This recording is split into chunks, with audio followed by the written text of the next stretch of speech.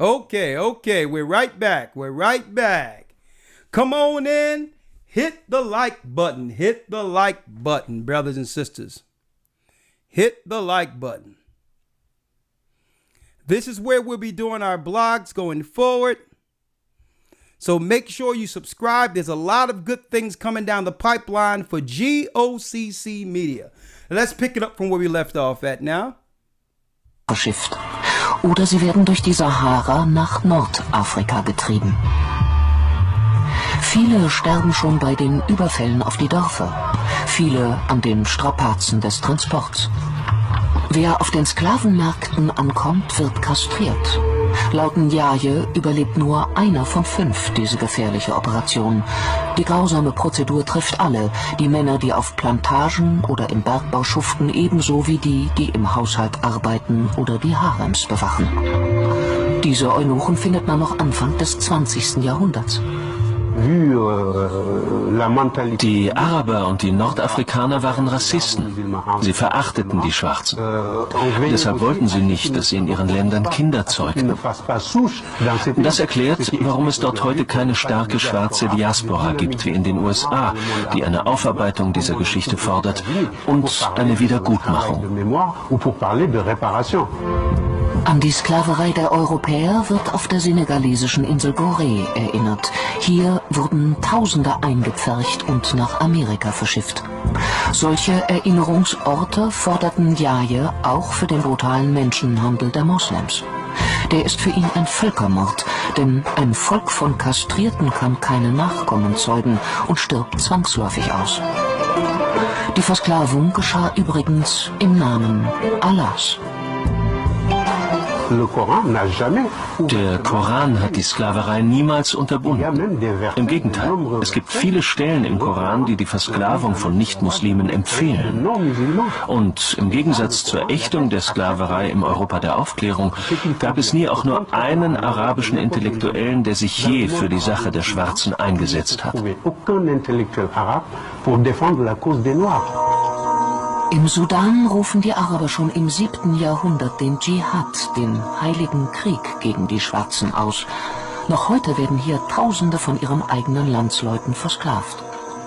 Viele Afrikaner beten in Moscheen, obwohl ihre Vorfahren im Namen des Islam geknechtet wurden. Über Jahrhunderte wurden afrikanische Könige gezwungen, sich dem Islam zu unterwerfen und noch dazu Sklaven als Schutzgeld auszuliefern. Durch die Islamisierung wurden die afrikanischen Könige zu Mittätern. Wer sich dem Islam unterwarf, konnte der Versklavung theoretisch entgehen.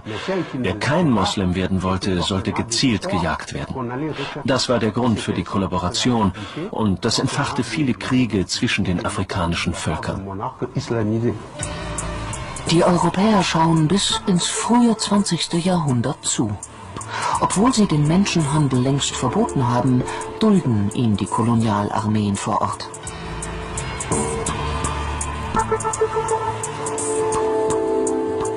Ein Zentrum des schmutzigen Geschäfts ist die ostafrikanische Insel Sansibar. Hier landen die Menschen nach dem Verbot der Sklaverei in unterirdischen Verliesen. Den berüchtigten Tipu-Tip macht der Menschenhandel zum zweitreichsten Mann Sansibars.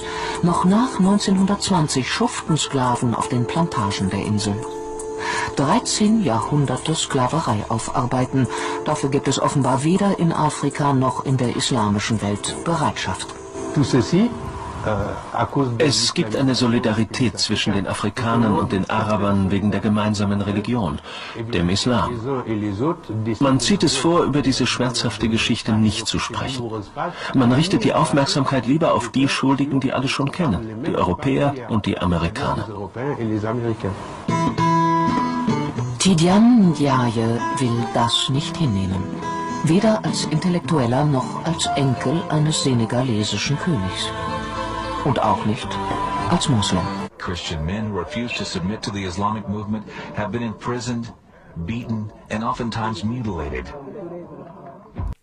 Those Christians who refused to convert to Islam was beaten, stricken, and even mutilated. Folks, this is Africa. This is Arabs.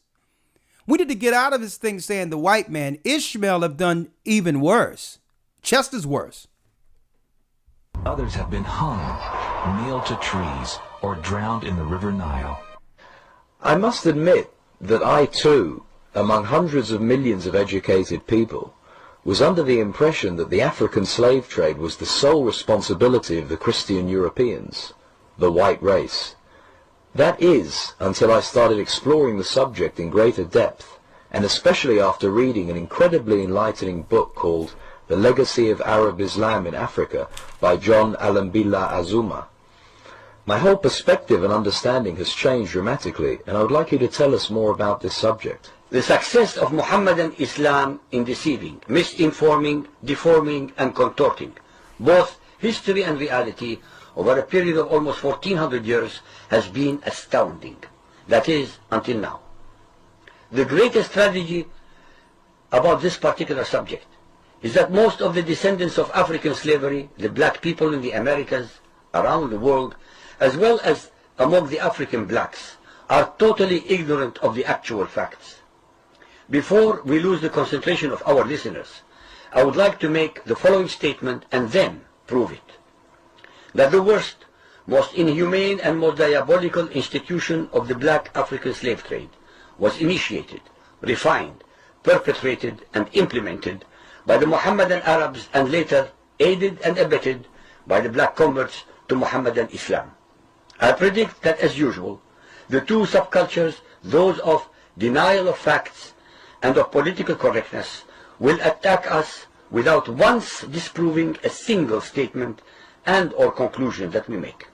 Slavery was not created by the white races, because it has existed throughout a human history and practiced by every tribe, culture, civilization, racial group and religion. In fact, the very word slavery has its root in the name Slav, based upon the Slavic peoples of Europe who were subjugated by other Europeans. It is not common knowledge that the Arabic word abd is synonymous with the meaning of slave. For example, Abdullah means literally the slave of Allah, and that in the language of the Arabs, all black peoples are called abid, plural, for slaves.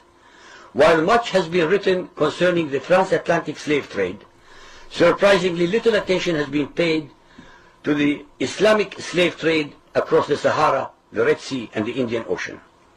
While the European involvement in the African transatlantic slave trade to the Americas lasted for just over 3 centuries, the Arab involvement in the African slave trade has lasted 14 centuries, and in some parts of the Mohammedan world is still continuing to this day. Systematized and religiously sanctioned slave trade on a massive and global scale. In fact, the Quran allows the taking of slaves as booty or reward for wars of aggression against any and all unbelievers.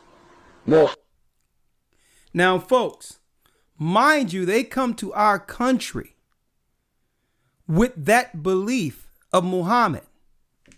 What belief do they come to our country with, the Western world?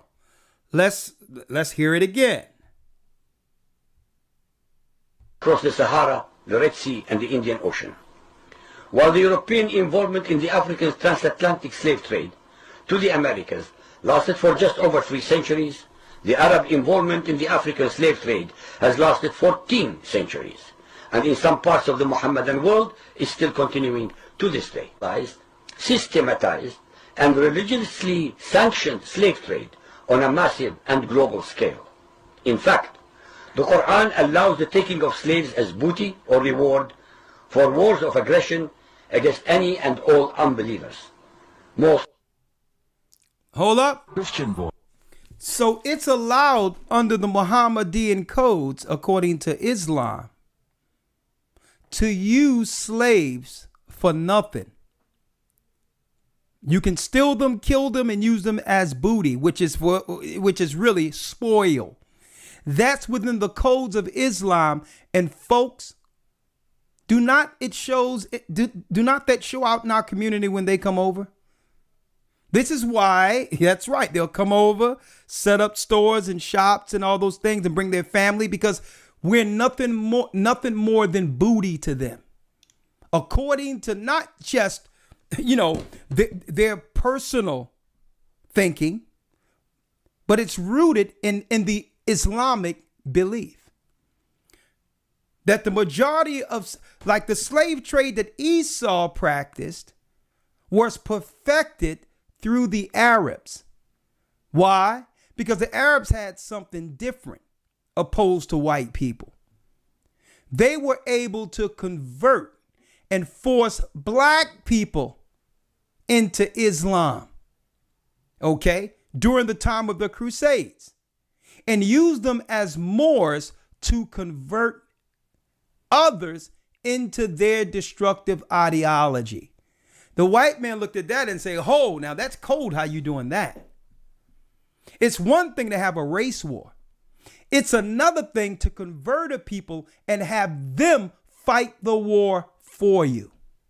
The same people you've destroyed has now become infantry in the army against their own people. Whoa. Ho. Yo, hey, this is how, hey, Elder Lawyer. Now, this is how you premiere a channel. Yes, sir. Yes, sir. What say you before I bring in Elder Gabar and of course, and you know I have a lot of stuff to show here. I'm going to pass it over to Elder Gabar. I know he's probably chopping at the bit to come in, so I'm going to pass over to Elder Gabar. I'll come in after him. Okay, now I have a lot of clips, but before I go in, again, October 31st, the Hebrew and Bible Academy, go to historytimes.org, where we're adding new lessons, folks. New lessons. Finding the Ark of the Covenant, as well as, that's right, the tribulation in the wilderness. Folks, after traveling throughout the countries and going out and setting churches all over the place, I understand what the Most High talks about when he speaks about rebels and how no matter what you do for people, they'll turn on you and all that. Hey, get ready for a ride. Get ready for us being in the wilderness and the road there to be destroyed in the wilderness, folks. I'm going to be talking about that. I'm going to be talking about that in the Hebrew and Bible Academy. You don't want to miss it. Go to historytimes.org and let's bring in Elder Gabar. Hold up. And of course, we're going to talk about how they manipulated us through the media. Through the media. Hold up. Let me get Elder Gabar Yasha Allah in the house here. All right. Okay, that's him. 1 second. All right. All right, Elder Gabar, are you with us? Okay, I'm waiting here. Elder Gabar, are you with us? Shalom, Elder. Can you hear me? Oh, Elder Gabar is in the house. Okay. All right. This is how we're gonna do it, because I want to make it nice. I'm gonna put both of you here because I'm gonna bring the video up so all of us can see it together, right? So, even though I'm hosting, I'm gonna minimize myself here, right? Put myself up there, and I'm gonna have both of the elders live premiering on GOCC Media. Elders in the house. All right, we live. Yeah. Go ahead, Elder Gabar. The floor is yours. Well, Elder, I think it's what, I wonder if what happened to us as a people would have happened to another set of people, where they would have been at now, right? Because, okay, we'll look at like historical history, we got the, Hitler with the Holocaust. We got when the United States dropped the bomb in Japan. And we see reparation given to those nations, right? I think Japan got some reparations because they began to take all Japanese Americans and put them in some jail and prison because they didn't know who was a spy or what have you. Then they seized their homes, their business, and so forth, so on, and they got some form of reparations, right? You got the and the thing, the World War II, I think it lasted about 5 years. I think it was 5 or 6 years. I forget. Then you got the Holocaust, and with the Germany and things of that nature. I'm trying to think of any other event, but if you're dealing with cause and effect, right? And we clearly saw effect or cause. Then the effect was reparation for the Ashkenazi Jewish community. They got a piece of land in Israel. They got even to this day, Germany and other countries that was complicit with Germany still have to give some financial assistance to Israel. To this day, Japanese that got affected from when they began to take their property in, state they could get not their property back or the equivalent of that. I wonder if it wasn't us going through the slavery, under the Islam community, under the European community or people, if we would have gotten true reparation. And we're going to use, what happened with the Jewish people, what happened in Germany, what happened to the people in Japan.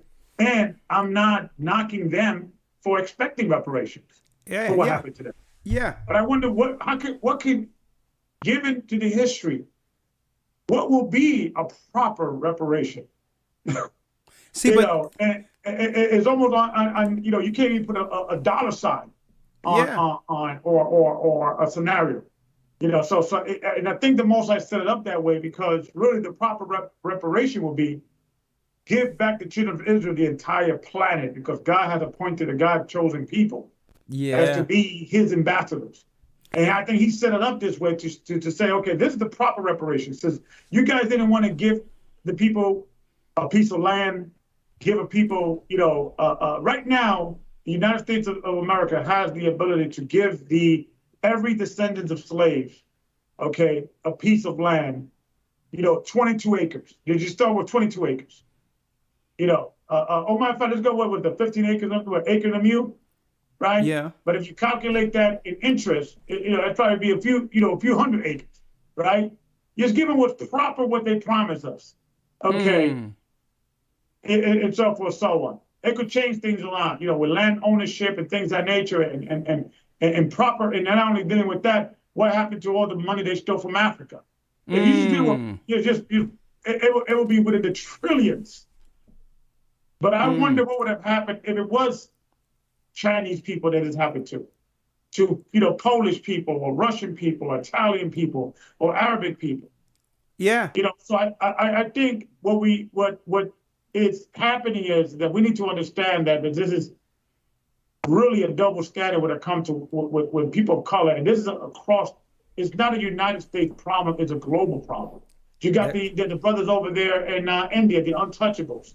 You got the brothers all over in China getting prosecuted, but getting blamed for COVID over there in China, getting beat up in Iraq. This is a global phenomenon. Yeah. Wherever you go in every country, there's black people. All you gotta do is where's the ghetto, and that's where we at. But this would be and at this point, I'm tired and I'm moving on from asking our enemy for reparation. We're gonna do it ourselves. And let God judgment, and I yield with that. Yeah, and let God judge them. Yeah, it's like this, man, right? And I'm glad you brought up that point. I wasn't thinking about the reparations piece, Elder Gabar.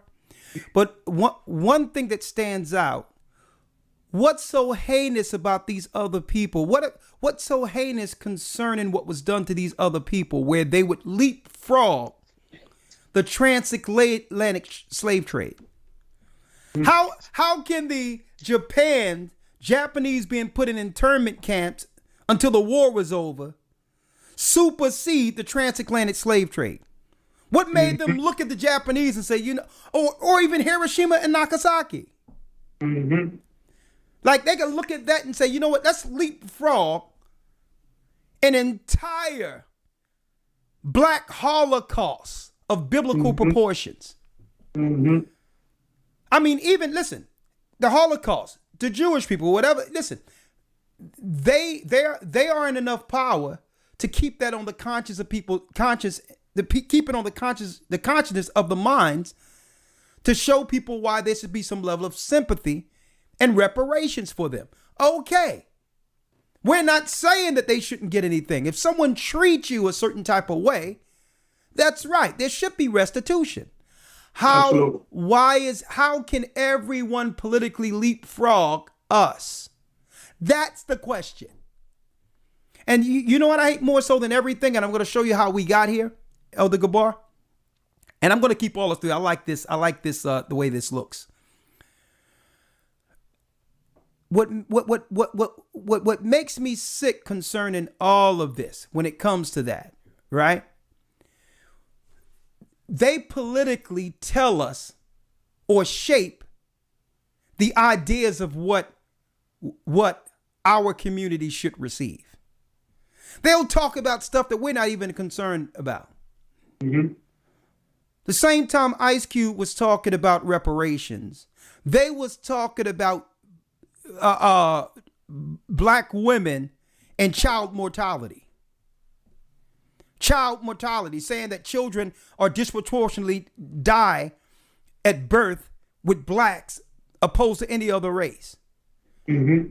When that wasn't the issue. You give us what belongs to us and we'll make sure we set up our own hospitals that will assure our children are born without having to suffer and be assailed by whatever you trying to give them. We can fix our own child mortality. So they would just create stuff. I think blacks, we start talking about politically what should happen for our people, and they'll start talking about there should be protection for trans people. What the Hades? They never pull out an LBGT when it comes to Jewish people, when it comes to Asian people. Soon as our people, Elder Lloyd elders, start talking about what belongs to us, you want to pull out someone's sexual desires and to protect them to be intersexual. Right. So who is these people framing the narrative for what they claim our people need? And then above all, they, going back to the original premise, because I'm gonna pull it up, they make the subculture the voices for our people. Nicki Minaj, hold up, Joe Biden sat with Nicki Minaj before Ice Cube.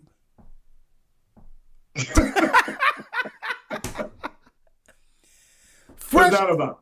Fresh off the WAP song. Okay. Why is that? Why did not people push back and say, what's wrong with this picture? And ask, what's wrong with this? Mm-hmm. Where was the black man? The only black man that can represent us politically is a gay man. Mm-mm-mm. So I'm going to show you why. I'm going to show you how they manipulate us, folks, through media. And this is why. And I hope all of you will follow suit, folks. If anything comes on concerning death, any medication, anything, if I see it on TV, I'm muting the TV. Why? I like some of the scenes they have with people walking down the street, holding hands, swimming, jogging. And I just look at the scene, but I'm not going to allow them to invade my mind and influence my subconscious with death. Take this. If you have this issue or that issue, eventually you're going to come down with one of those issues through suggestion. So I understand the power of media and its control by doing what? Entering the subconscious. The Most High elders have made the brain so great that everything it sees and hears is filed. Mm-hmm. Even though you may forget you've seen it. If you think hard enough, you'll be able to recall it because everything that comes into your conscience is recorded. The greatest hard drive ever known in all creation is the brain. So even though I'm not paying attention to that commercial and I may be chopping onions, if I'm hearing it, it's coming into my subconscious. Mm-hmm. And we must protect our what? We must protect our temples at all time, including what subconsciously goes in it. Now, if there's a scene and they try to sneak a gay scene in, you know what I'm doing? I'm turning it off. Straight up. Even if I see a woman look at another woman wrong, or if a guy look like he's about to get in an elevator and do something uncomely, I'm turning it off. I don't care. Because why? You're not going to take 5% of the population, which is 5 out of 100 people of our population, and put it on TV as if it's the norm. When if you was going to do it unbiasedly, if you was going to do it according to the numbers, we shouldn't see a scene like that. If you're going to show it, you should show it. It should dictate real life. If you're going to show it, it should be 5% of the time. And if you did show it 5% of the time, I would still turn it off because it's against the moral code. Exactly. Society, every society was taken down when they begin to what? Unravel that society at its moral fibers. When you begin to untangle the moral fibers, the whole culture falls. And it's upon us to stand with our children and say, you know what you intake means something. Everything isn't a joke. Everything. And that's why I love, you know what? And I'm going to do privately. And I need us to come together. We're going to do together just because, let me tell you, this was one of the most journalistic, I would say, intellect pieces of our time when it comes to art, if you're going to value something artistically, and that's the Dave Chappelle closer. We're going to talk about that later, but I'm going to show you how they were able to convince us to eventually have subculture become the voice for our people. And it's time for us to push back and say, you know what, Don Lemon, get the Hades out of here. You don't represent me because you're immoral. Black Lives Matter, that's a political Marxist agenda to destroy society. And they would rather destroy society than give God's people what's owed them. Black Lives Matter not at all. They don't represent us. So let me pull this up real quick, elders. Stick with me. And you read my mind with the Dave Chappelle. I was waiting for you to complete your statement because I want to bring in the Dave Chappelle, but you beat me to it. That's a good example of with regard to Dave Chappelle complaining about that. Here you have the gay movement and the transgender movement. Really, more of the transgender movement. The gay movement is more.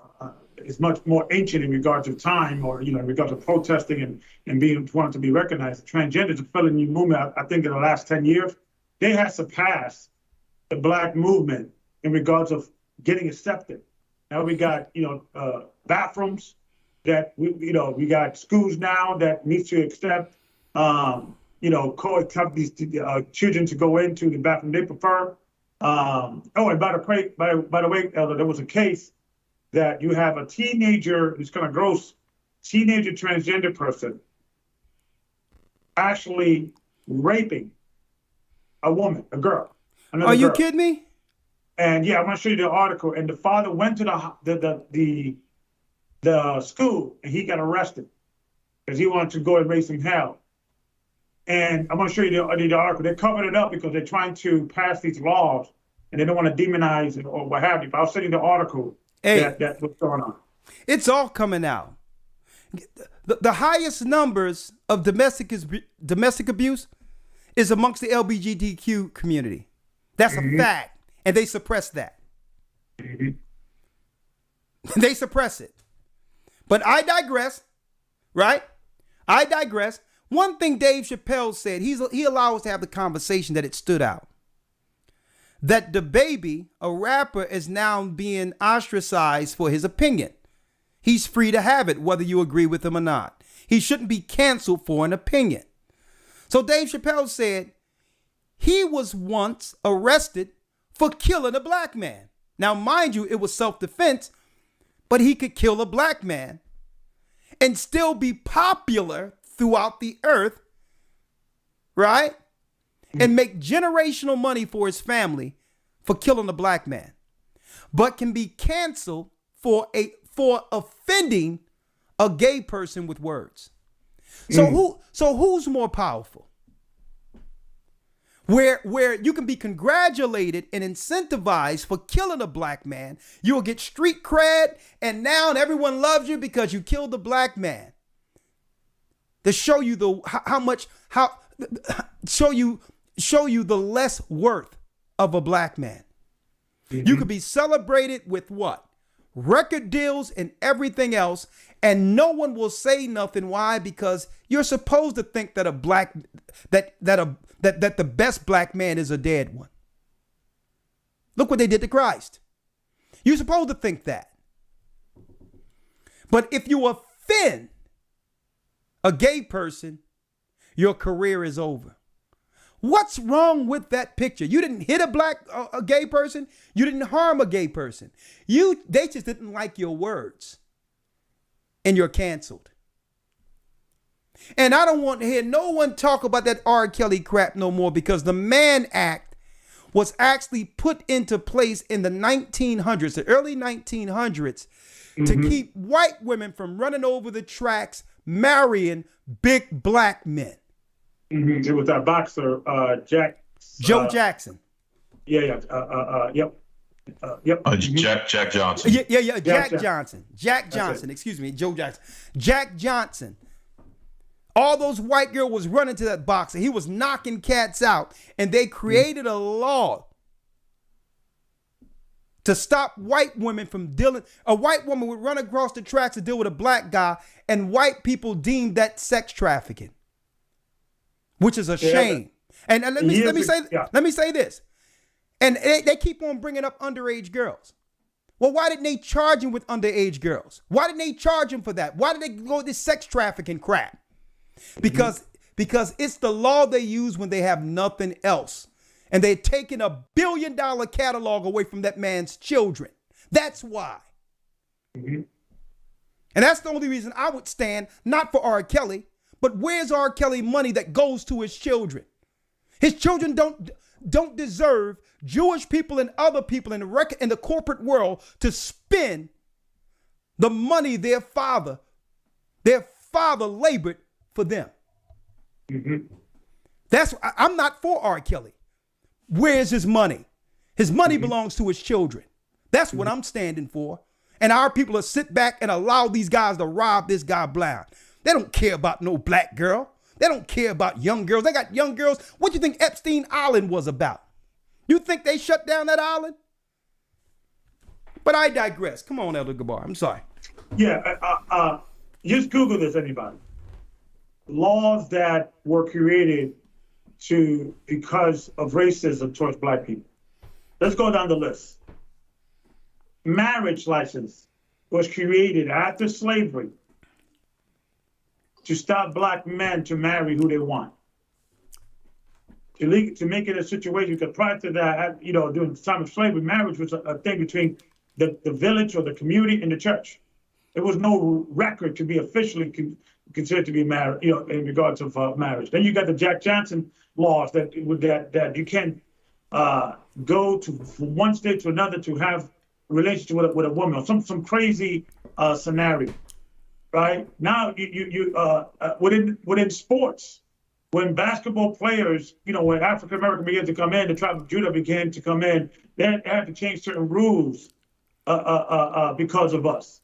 So if you look at the history of laws that we are now saying, why is this thing even established and so forth? And once they recognize that it was because of racism and bias towards our people, they don't eradicate those laws. They just hold them on to them until they could, use them again for R. Kelly or another brother who's getting caught up with some madness. So I think we have to realize the hypocrisy of a lot of these laws.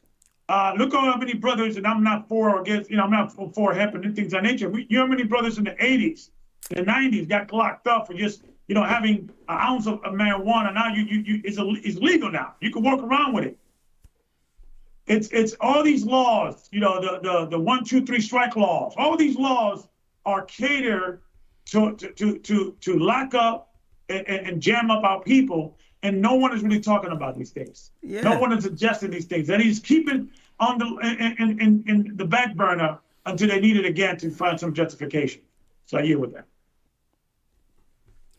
And so let's go now. I'm gonna tell you right now, man. I'm gonna tell you right now. And we look at the guys in the conscious community. I mean, what's going on here? I mean, these guys are running loose. You got Dr. York, who's known for whatever he was doing. I'm just saying. But these are the guys they push in front to stop the morality and the steam that comes with what? Our people believing in the Bible. Mm-hmm. You know what's great? Yeah. You know what the greatest lie that came from the conscious community was? And guess what? Let me tell you, Brother Polite make R. Kelly look like Raj from Good Times. Mm-mm-mm. Okay? Raj was a good guy. And this guy running around doing, just like his daddy, running around doing all types of wickedness, stealing and robbing. And you know what their claim of fame? You know what they would always use to try to lure our people into Satanhood? Here's the Bible's tampered with. Mm-hmm. King James was a white homosexual. White homosexual? When did the conscious community ever have problem with homosexuals? Especially with a leader by the name of Dr. York, who was having sex with little boys and girls. Mm-hmm. The dude got like about 200 kids running around. Yeah, but I digress. Hundreds of people, and it's almost like it's almost as if the people that you would not be allowed in the church. I mean, yeah. Make it clear. I was wrong. Raj from what's happening. Right. Raj from what's happening. Yeah. I wasn't going to say Michael from Good Times, but you know what I mean. Right. Polite. Make R. Kelly look like Michael from Good Times. Now, I got it correct. Now, let's go into the history of media. How they was able to manipulate us since films came into play. Elder Lawyer, narrate the first clip for me, please. Yes, sir. The first clip. What is this? Because you got them all together for me, and let's go through them. Right. This is called Cotton and Chick Watts Blackface Minstrel Show Comedy. This is a white man in blackface, along with a white woman performing a comedy routine. Now, how long ago was this, Elder Lawyer? Man, I want to say I don't have the date on this. I want to say the 1940s, if I'm not mistaken. Okay. Maybe even the 30s, but I don't have the exact date on this is in the 30s, brothers and sisters. Check it out. We're going to show you the introduction of black people to the masses to shape the idea of how the population of Americans should view black people. And guess what, folks? And I don't know if there's a coincidence. Maybe that it don't have nothing to do with it.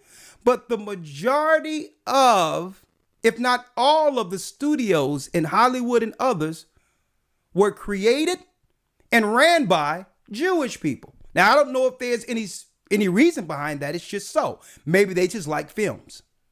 But let's see what they were pumping out, their productions. Let's see how this goes. Now, two quiet people, Cotton Watts and Chick. Fair use. This is a white guy dressed like a black guy with blackface. Lady, let that be a lesson to you. What's the matter with you boys shooting up that man's hen house? I'll shoot any chicken trying to follow me home. Well, why don't you get a job and go to work? You almost had me a job this morning. Where? Whoa! This is when they didn't want to play, This is when they didn't want to pay black people, a few shekels, why do that when you can just, put on a little wig, fair use? I went down to the post office and asked that man, could he let me have one of them jobs as a letter toter? No, Cotton. Now, this was before Ice Ice Baby, folks. You mean a mail carrier? And the man said, for you give me a situation, he'd have to put me through a simple self-examination. No, stupid. You mean a civil service examination? She said, no, stupid. Oh, folks, this used to be the TV our grandparents watched. Situation, he'd have to put me through a simple self-examination. No, stupid. You mean a civil service examination? Well, the man carried me in a little room and set me down and started asking me a gang of questions. Well, what'd he ask you? First thing the man asked me is, how far is it from the sun to the moon? He asked you how far it was from the sun to the moon? Yeah, that's what the man asked me. Well, what'd you tell him? I told him if he was going to give me that route, I didn't want to jog. Well, tell me, how would you like to go to work for me? Yes, ma'am. How much you gonna pay me, I hope? Well, let's see now. I'll pay you all your worth. No, ma'am. I got... There you go, folks. Hollywood at its finest. Oh, yeah. Some great... Hey, this guy giving Denzel a run for his money. I have some money. You know, Cotton, I'm making a picture called The Lion Tamer. The Lion Tamer? There ain't but one kind of lion. And Elder, you know what's funny? What kind's that? What's that, Elder? That even now you have many, black and Latino actors that before they make it, if you look at even Denzel, if you look at even what's his name, Samuel Jackson, for him to get started in the industry, a lot of them had to play pimps, drug addicts, drug dealers, right? Before Denzel was, the leading man, before Samuel Jackson was with Marvel, the Avengers. Every movie you used to see Samuel Jackson, he was a crackhead, right? Go back in the days in the early '90s, right? Jungle Fever, crackhead. What was the other movie? Every time you see him, he was a crackhead, and they have to play these roles to get, to eventually, to get these type of, mainstream movies that now they be playing, Nick Fury in the Avengers. Right? Before Samuel Jackson was Nick Fury, he was your local crackhead actor, playing that role. And I think they do that by design to filter out the people that are self-respected and say, I'm not going to do that. I'm not going to play the crackhead. I'm a Shakespeare actor. I went to school for this. I studied my craft. Oh yeah, So it's a system that that try to rule out the people that they won't be able to be compromised. Okay, right on point. One thing I want to say, Elder Gabar. Speaking of that, so let's check out real quick the current day blackface. How they was able to do it, tethering. Using our own people now, but it's really the same agenda, right? Check this out, folks. Look at this here.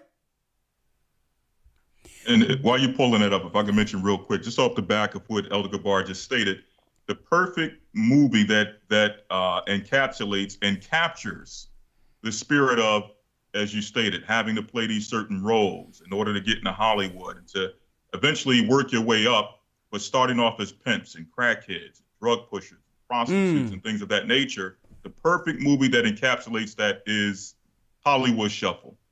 That's deep. Check out that movie. Yeah, I'm gonna check out Hollywood Shuffle. Oh yeah, we just found out that yes, this channel do receive super chat. So if y'all want to donate and y'all like what's going on, y'all can do it on this channel. I didn't know. I just seen it there. All right, so let's go now. Let's go. How do they do it today? Billy Porter, this is how they use people who really don't have any talent to come in and misrepresent our people to push agendas. Billy Porter reinventing Cinderella's fairy godmother. It's time to shake it up. It's time to shake it up. Nothing is sacred anymore, folks. There go your fairy godmother. How many of your children went to see that crap? This non-talented Satanist.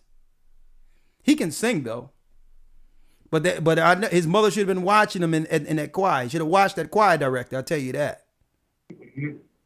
But here it is on today's show. Billy Porter reinventing Cinderella's fairy godmother. Here your fairy godmother, folks. It's time to shake it up. All right, let's go back now. Let's go back. But they started here. See, if they can misrepresent you from the beginning, right? And notice, elders, they didn't give Denzel Washington an award until Training Day. Mm-hmm. He had to play the caricature of the stereotypical bad black cop with all these white cops out here doing all types of evil. He had to become the face of a bad cop. Mm-hmm. See? But here it is. Ooh, Now when he played Michael I'm Max. sorry. What'd you say, Elder? He did. He. You know, all these great movies that Denzel did. Michael Max. He couldn't have won an award for that. He couldn't have. You know, I know he won. I think he got nominated for Glory. You know, the slavery movie. I think that was the last time. But he did so much body of work prior to Training Day. Yeah, Not to say Training Day was not great. And he did a great job. But I'm saying there was all these other scenarios like Michael Max that he should have been winning an award. Man, listen, if he don't get an award for Malcolm X, he don't need to get an award. Mm-hmm. Training Day was just the makeup award, knowing that they just straight him and Spike Lee. They couldn't do that. I mean, did he play Malcolm or what? But I digress. Let me show you who's given not only Morgan Freeman, but Denzel a run for their money. Now, all I want you to do is meet me at the zoo in the morning at 9 o'clock. Yeah, with the rest of the monkeys. With the rest of the monkeys. Yeah, I'll bring my grandpa. See, Lord laughing. I want to get a moving picture of you in the lion's cage. Well, if you ever do get a picture of me in a lion's cage, you'll be moving all right. Oh, Cotton, the lion can't hurt you. Can't hurt me. I know, but he can make me hurt myself. Why, the lion's tame. He'll eat right off your hand. Eat off of your hand and over your leg, too. I know them cats. Oh, but you don't understand, Cotton. The lion was raised on milk. Raised on milk? I was, too, but I eat pork chops now. Oh, shucks now. Hey, I tell you what, man. Now, hey, Elder Lawyer, I think we're looking at the making of Nas X in black and white. Hey, go. You know what I mean? Hey, I don't know. Why, he can't bite you. Now, how come he can't bite me? He hasn't got a tooth in his head. I know, but he can gum me to death. I don't want him gnawing on me. Now, all I want to do is snap you as you enter the... And you know why we're making fun of this, folks? The question is, where were our leaders pushing back? Now, what we're going to do is we're going to go throughout all history to show you there was never really anyone standing up to push back at a people who saying that they were oppressed, that always showed us publicly in a negative light or in a stupid light. It's always some shameful wickedness they're promoting when it came to us. And folks, this is how Hollywood started. They would always show the white woman as the damsel in distress. The damsel in distress. And then they'll show King Kong, the big black gorilla, willing to climb a mountain and die to save her. Mm-hmm. Symbolic. Yeah, Birth of a Nation, if you remember that movie, that was considered the first blockbuster. Yeah, Birth of the Nation. It actually got featured in the White House. And the president at that time said, "This is a great capture of history. Great." Yeah. Okay. Yeah. Me as I enter? Yes. Well, you better snap me as I enter, Unbelievable. because you will. Go ahead, Elder. Yeah, and this is the thing, I could go the same topic that we're discussing right now in 2021. I could find people of color complaining about these things in the early 2000s, in the 90s, in the 80s, in the 70s. And you can find an interview, you can find an article, you can find a news clip, you can find a show, you can find whatever. So that if we still complain about the same issues, and it's like this: if you are offending a brother or someone or a race, and they keep telling you that's offensive, and we can still see traces of that in Hollywood. Well, how can you complain when people flip out? And I'm not condoning, the protest during the time of during the time of the lockdown and all that, Black Lives Matter and all that. And I, as an organization, Black Lives Matter, I don't support, but as a concept, I understand it. I can sympathize with it because a lot of young kids now are just frustrated and upset because since the 40s, the 50s, the 60s, the 70s, the 80s, the 90s, the early 2000s, even now, it's these same things we're going through and no one is listening. Yeah. See, but what you expect for it to happen? Whatever. Yeah, you're right. They knew it would be they knew eventually our people would be fed up, but then they would give us their only outlet to do what? To change the world politically to benefit themselves. Of course, they wanted to tear everything down. They knew they were going to shut everything down anyway with a new production, with a new reset, with the new corporate reset. So they wanted black people to tear it up so they can get the insurance for the new reset that they had planned for 2020. So I'm with you. I'm with you, but everything was calculated. They would never let black people just tear something up without shooting them down like dogs. They wanted this to happen so that because when we began to tear down white statues, that opened the door for them to say, well, since we're tearing down white history, let's tear down all history of America, including black history. Nothing is sacred anymore. And then we'll replace it with gay history. Yeah. So be very careful when you're celebrating something under a fascist Marxist ideology that destroys a country. Yeah. So they played on that George Floyd thing, but at the end of the day, it was politically driven. So that if we're going to tear down white statues, then guess what? If you're willing to tear down history, then all history is gone then. Now, even our history cannot be discussed, and the only history we can talk about is if a gay person started it. Like I said, listen, tear it all down if you would like to. But understand, our people fall for the political agendas over and over again, and it's because of their programming. Let me show the next one, elders. Step and fetch it. So I hate Black Lives Matter. I hate it. Step and Fetcher. Here we go. Now I'm going to ask you all, this is 1934. Has much changed?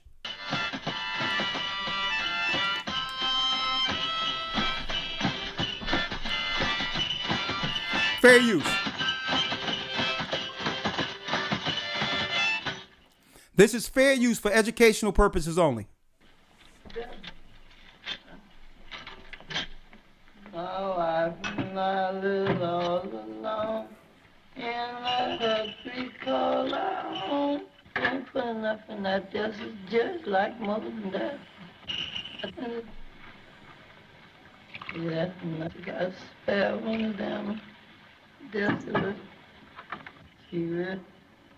I ain't trying to tell you what to do, but I just say. Does anyone know what this guy is saying? And if you want to understand what's going on here, turn on some trap music, okay? Got it, Hey! Percocet, Molly Percocet. How you expect to do I'm in love with a cocoa. to win that And Elder, I don't know if you've seen, I may come on tomorrow on the I Am Fit podcast. Check out the Mick Mills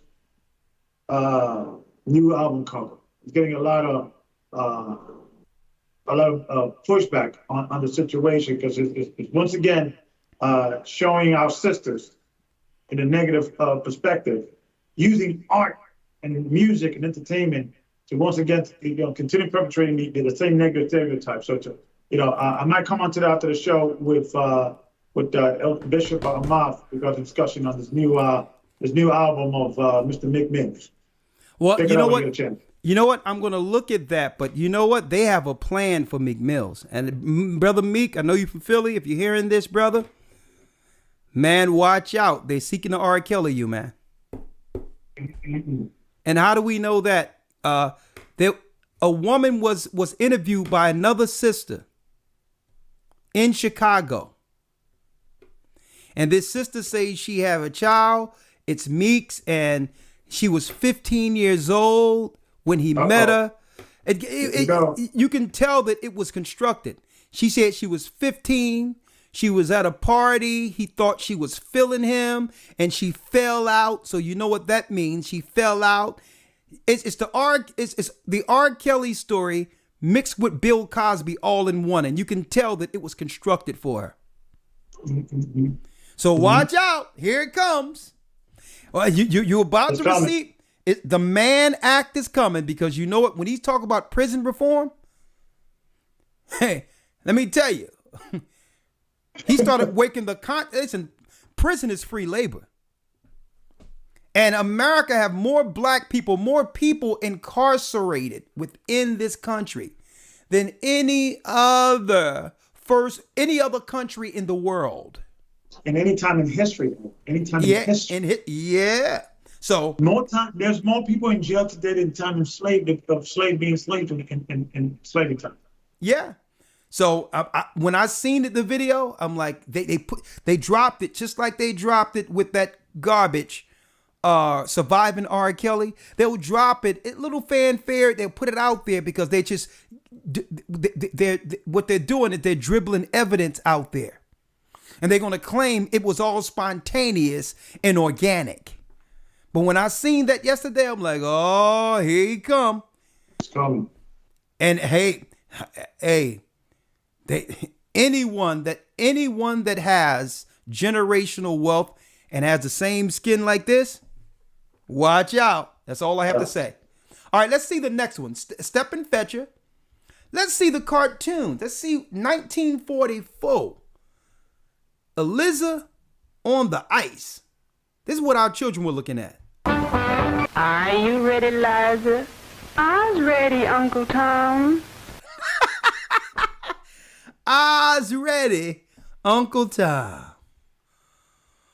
Now, mind you, we have to really find the racial persuasion and religion behind the people who was producing this.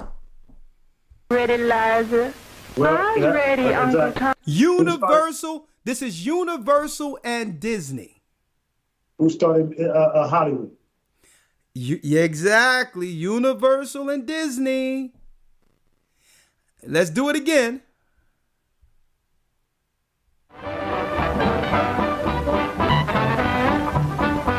Are you ready, Liza? I's ready, Uncle Tom. Is you ready, Simon Legree? I'm always ready. Now, I hope you heard the diction of the white guy. I'm always ready. Perfect English. Get on your mark. Get set. I hope people could hear. I don't know. I cannot hear it in my end, so I don't know if that's But look at these videos. Hear these videos and look at your typical rap song today. Yep. It's the same buffoonery we're seeing, elders, in the rap game. Promoting buffoonery, shame. But it's one thing for them to do it. It's another thing where you degrade a society to a level where they'll do it for you. With a lynch over again. Yep.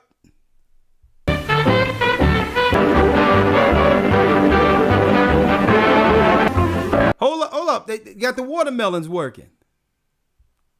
No, you can't have a black exploitation without watermelon.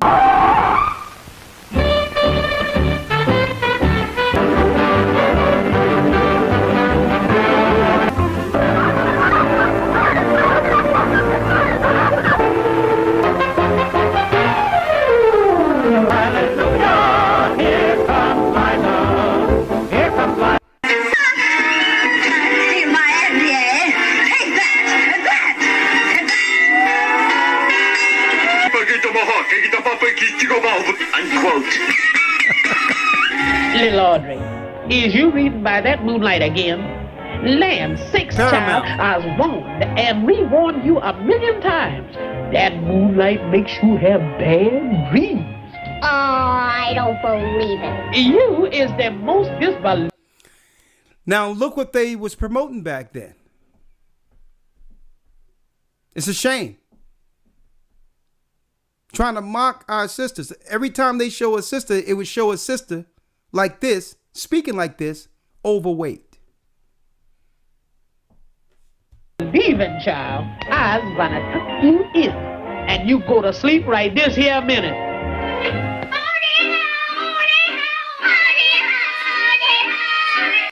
Now, how many times do you see in those cartoons, Mammy tucking a black child in it and reading her stories at night? Him or her stories. Have you ever seen that in any of the black exploitation, in any of the old movies, where a black woman is actually reading bedtime stories and caring for her own children?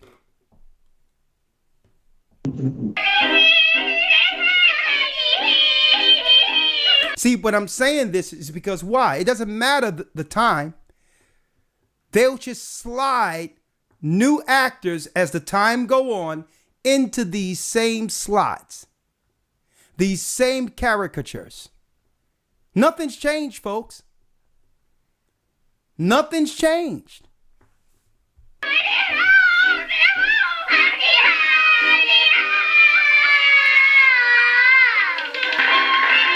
Hold up. Don't tell me they was able to stop the children from crying with watermelon.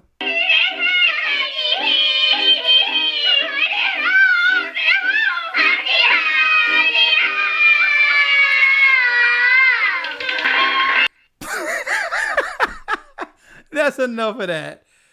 That's enough of that. Oh. Hold up. Tom and Jerry. Man, I love Tom and Jerry growing up. Fair use. Plain dumb.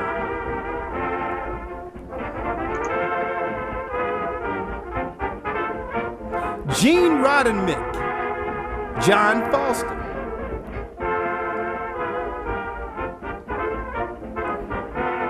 Van Buren production.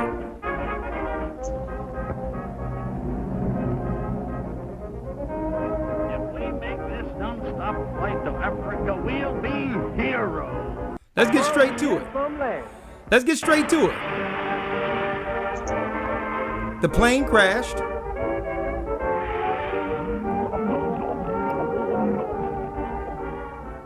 Wonder how far we is from land. About 20 knots? How come they got knots in the ocean? Traffic and waves gets heavy. When it gets tangled, it makes knots. Look at that. Look at that.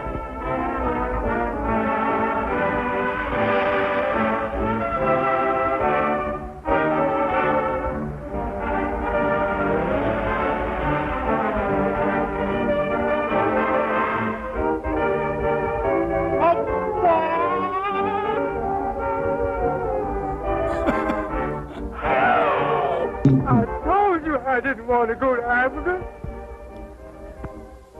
a minute. Is we in Africa?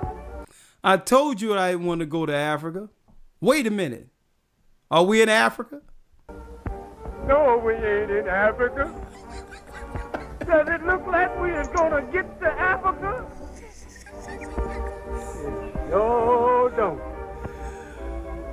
Lawyer, where you find this stuff? Then what have you got to kick about? And Elder, I don't know if you know this. Go ahead. I don't know if you know this, but years ago, and I'm not defending Bill Cosby, but he actually bought all those racist cartoons. He did. To make it, impossible for you to see it. It was very, and things of that nature. So I don't know, dealing with his legal issues, that he had to sell those rights or what have you. But I remember him buying a lot of these cartoons and owning them and for Danny, well, not to be aired. So it's funny now that he's, he got acquitted, but I'm pretty sure he had to pay a pretty penny that you see in these type of cartoons because they were hard to find back in the day, and he was responsible in setting that movement to make sure that these things are not aired or utilized to make people of color, look or make fun of people of color. That really needed. Man, Elder Gabar, it's deep you're bringing that up because people can say what they want to say about Bill Cosby. He spent his life to make sure the image of the black man would be a respectful one. Mm-hmm. And see, it's a shame that out of all the work he has done, I'm looking at, I was raised 15th and Diamond before when Temple University was nothing but about 3 buildings and McGonigal Hall, a small basketball area. Mm-hmm. And it was Bill Cosby's money that made Temple what it is. And I'm going to tell you right now, he went from the projects, turned some of the characters of North Philadelphia into the Cosby Show. This guy was brilliant. Mm-hmm. And then single-handedly changed the image of black people in America everywhere with the Cosby Show and A Different World. Mm-hmm. Single-handedly, while the Amalek media was pushing buffoonery, he showed a demographic of black people that we all knew existed, that the media didn't want you to see. Respectful black people. And at the end of the day, it's a darn shame that his legacy is going to be about something when he was be about a time in which there was free love in the 60s and 70s and everyone was popping pills and getting high. Yeah. And he's going to be recognized for something he did before the Cosby Show, when everyone else was doing it at Woodstock. He's going to be recognized as what? A druggie who drugged women for sex. And I'm going to tell you right now, folks, when you have the money he have and the prestige he have during that time, the 60s, the 70s, you think he would need to give something to a woman to sleep with her? These white women were lining up for Bill Cosby. Mm-hmm. Now, do I excuse his behavior? No. But what I'm saying is it's a shame with him trying to show a right image because there were successful families amongst our community, but the world didn't know about them. They only knew good times, us struggling in the projects. They only knew happy days where it was just one black guy who was a sidekick someplace that you would hardly see. And the cool people were Fonz. Hey, Laverne and Shirley when I was growing up. The black people were good times, struggling. Or we're moving on up, the Jeffersons, moving on up to the east side. So you had to be someplace else to be recognized as successful. Bill Cosby broke the mold. I'm glad you mentioned that, Elder. Let's get a few more because I want to open up some calls. Scrub Me Mama with the Boogie Beat.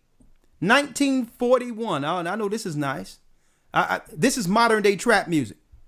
Fair use.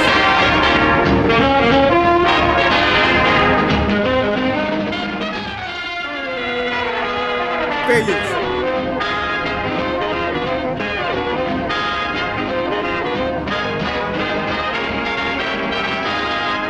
Look at these names. Alex Lovey, Frank Tipper, Ben Hardaway.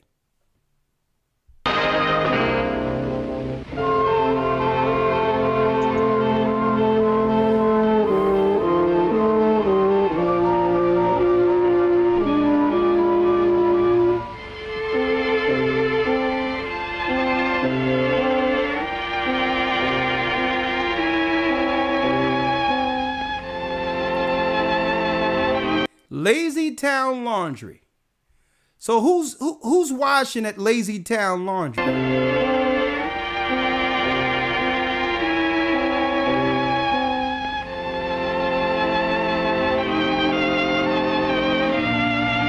Lazy Town.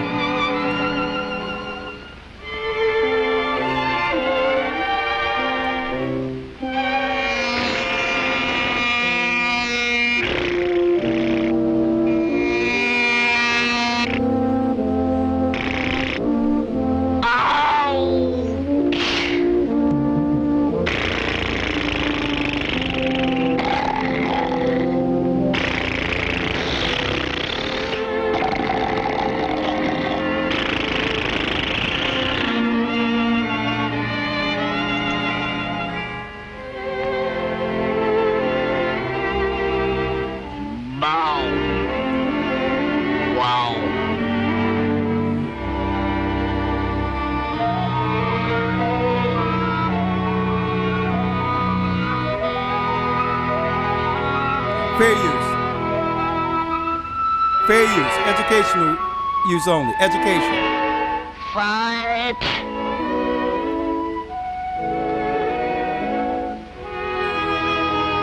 Take that. You take that. I'll bust your head.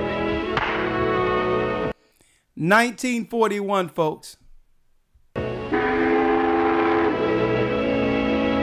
Lazy town. 1 hour stop for lunch. Okay, that's a light-skinned sister.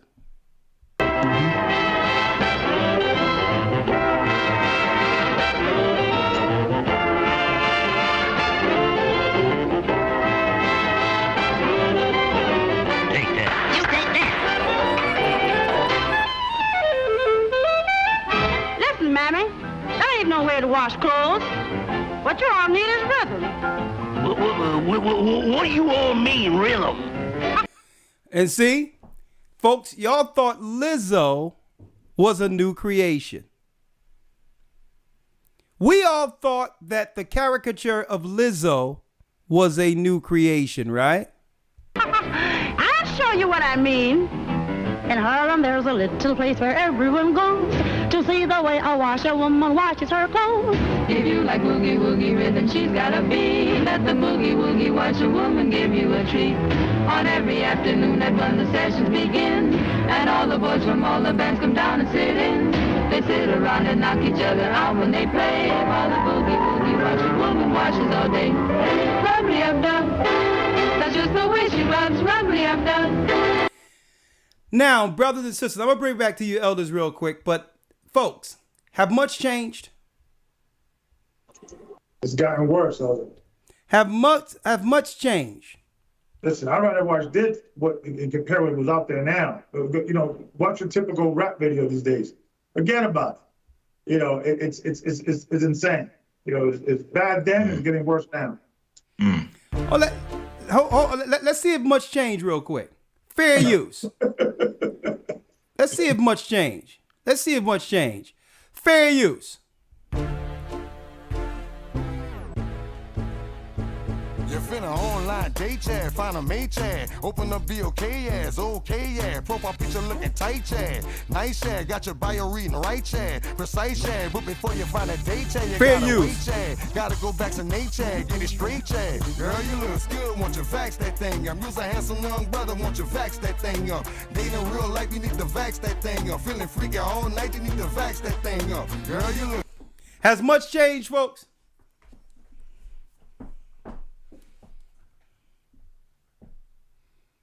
Have we not been How long will we as a people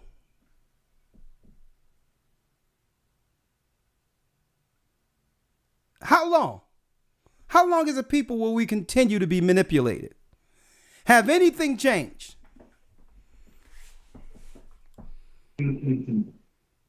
Because why? Yeah. You know what? Let me tell you. You know why the Jewish people and others that was behind those studios could do this? They couldn't find actors in droves who would sell their people down the immoral road like this. Mm-hmm. That's why they had to do blackface and do a lot, because they could get a few people to come over and do that, but there was a such thing called shame in the 40s. See? Believe me, those characters who were playing those stepping fetches, they caught it in society. They couldn't make it within black society and died miserable. Why? A lot of them died miserable because our people shamed them. Real respectful actors and artists said it's people like you that'll make it where our people will stay in this position forever, with gods like you being used by the other side. It wasn't like now for the bag, for the so-called bag, our brothers and sisters will sell their own mother soul. Has anything changed? You were saying something, Elder? Yeah, I think what's the more I look at this thing, right? Because you notice you don't see this this movement or this effort on demonizing all the other tribes. And I'm trying to think that's design. And I think the reason why, because the powers that be, they know and they understand this particular scripture. I'm reading Genesis chapter 49, verse 10. It says, The scepter shall not depart from Judah, nor a lawgiver from between his feet, until Shiloh comes. And unto him shall the gathering of the people be. I think they use Judah in the forefront, much more all the other tribes, because they know that Judah has that spirit of leading the other, not only the 12 tribes or the other 11 tribes, but the entire nation. This is something special in regards that Judah sets trends.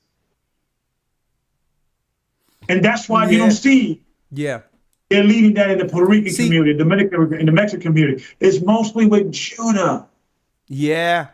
And then go to Puerto Rican rappers. They're acting like black rappers. Yep. Go to Mexican rappers. They're acting like, you understand? So we need to start using this understanding and pushing Judah in a positive light and fight fire with fire. So all the other people say, okay, this is an alternative here.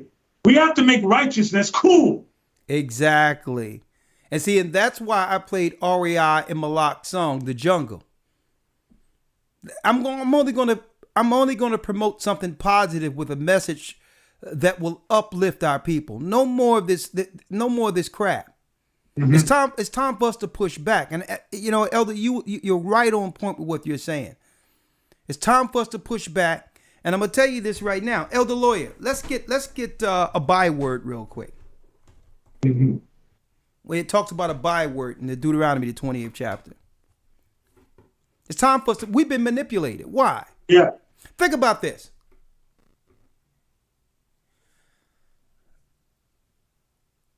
They had to recall almost 1 million pressed albums of Michael Jackson when he made a statement, said, kick me, kike me, everyone bite me or fight me, right?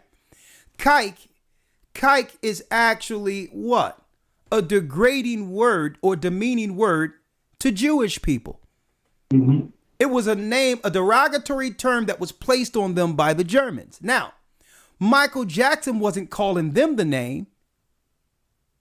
He was defending them and saying, well, you call me words, you know what I mean? But I'm going to stand against your derogative politics. So he was speaking for Jewish people. And you know what, elders? They still recalled all of the albums with that on there. Why? Because they know the power of media. They didn't want anyone else to pick up on that word, to even use it negative, even if Michael Jackson wasn't. Right? But they will allow us to use the N-word with impunity. Because they understand the idea of it. The more you say it, the more you desensitize people. And it devalues the word to a point where a derogatory word can become cool, and now even white people can say it. So they understand the power of media. This is why they didn't allow Michael Jackson to say that word, even when the word was being used to defend Jewish people. Tell me they don't know the power of media. Right? When Jay-Z did that song, he said still a N-word, right? And he was talking about how black people should come together and buy up property like Jewish people. Now, he was speaking in favorable terms of how they stick together. They deemed that as anti-Semitic, claiming that what? That he was promoting a stereotype against them. Well, no, he was saying something positive about them. Why did they shut it down at the door? You know why? Because they don't want the idea to get out there that they stick together and that's our downfall. They don't want it repeated to a degree that we begin to look at them and say, you know what? Let's copy them. See, they have gatekeepers that immediately when something come up that's alarming concerning their movements and how they move for their people, they have gatekeepers to put anything in a bag that would stop them. I'm going to ask you, elders, what do we have amongst our community that represent us to protect us that way? That if someone say the wrong word, we can cancel them. We can shut them down. What component amongst our society has that? And if we don't have that, shouldn't we figure out, and you know what? And I'm going to tell you who has it. The beginning. And this is what Christ's gospel is about, the truth, folks. He spoke as a man with having what? A man with authority who made common sense and logic to any scenario to a degree where most people needed to stop and say, you know what? He makes sense here. And this is why I wanted to do this show tonight, folks. To say what they're doing when someone says something anti-Semitic or say something that could actually put a wrong connotation on them. That's called being a watchman. They have turned the media into their watchmen. And the problem with our people, there is none. We're open game. We're open game, folks, to where nothing is sacred amongst us anymore. Nothing is sacred. And guess what? It's time we begin to make shame a word again. And say, nah, there's standards. There's standards. No, you cannot be married operating like that. No, you will not be taken out and being shown chivalry operating like that. And women on the other side say, you know, you're not going to treat me like nothing. And I'm going to set a standard even if I'm alone for the man who would work for me. So it starts with, it starts with individuals setting standards and saying, well, no, I'd rather be alone than to lower my standards. Someone have to take a stand. You're not going to bring me down in the gutter with you. Shame. Yeah, standard. And I think what we have to do, Elder, and I've been shouting this thing out in my podcast and I Am Safe podcast, that we have to start establishing a media empire. of our own. Hey, we got the numbers, man. We got the numbers. We got the people, and it's time to do it. Absolutely. No, Elder Gabar, why do you think I switched it tonight to GOCC Media? Mm-hmm. Let me tell you, I'm going to take a part of that church and I'm going to set up a serious studio where we can have guests. We have guests come in. We can have debates. We can have people come in. Hey, we got our own stuff now, brother. That's it. That's it. That's right. You know what? It's we can set up. Shadow. Listen, we can set up lights. We can have a production team. We can bring in whether it be political, religion, whatever. Bring them in and sit on the couch and let's discuss it. We have it. We have it now. It's time to do it. That's right. That's right. Imagine if we have a situation that every channel that the GOCC has 1 million subscribers. Every channel has, 10,000, 100,000 views, and things of that nature. Now's the time to do it. Is that unity? Yeah. What's stopping us is us. Exactly. It's us. Exactly. In their mind, they're already willing against us. We already are controlled mentally. If we could start switching things around and stop being scared, thinking that, if we do this, they're going to come against us. So what? We have to create the narrative that the movement is bigger than one thing. Exactly. It's the people sticking together. You take one of us. Exactly. You go against one of us, you go against all of us.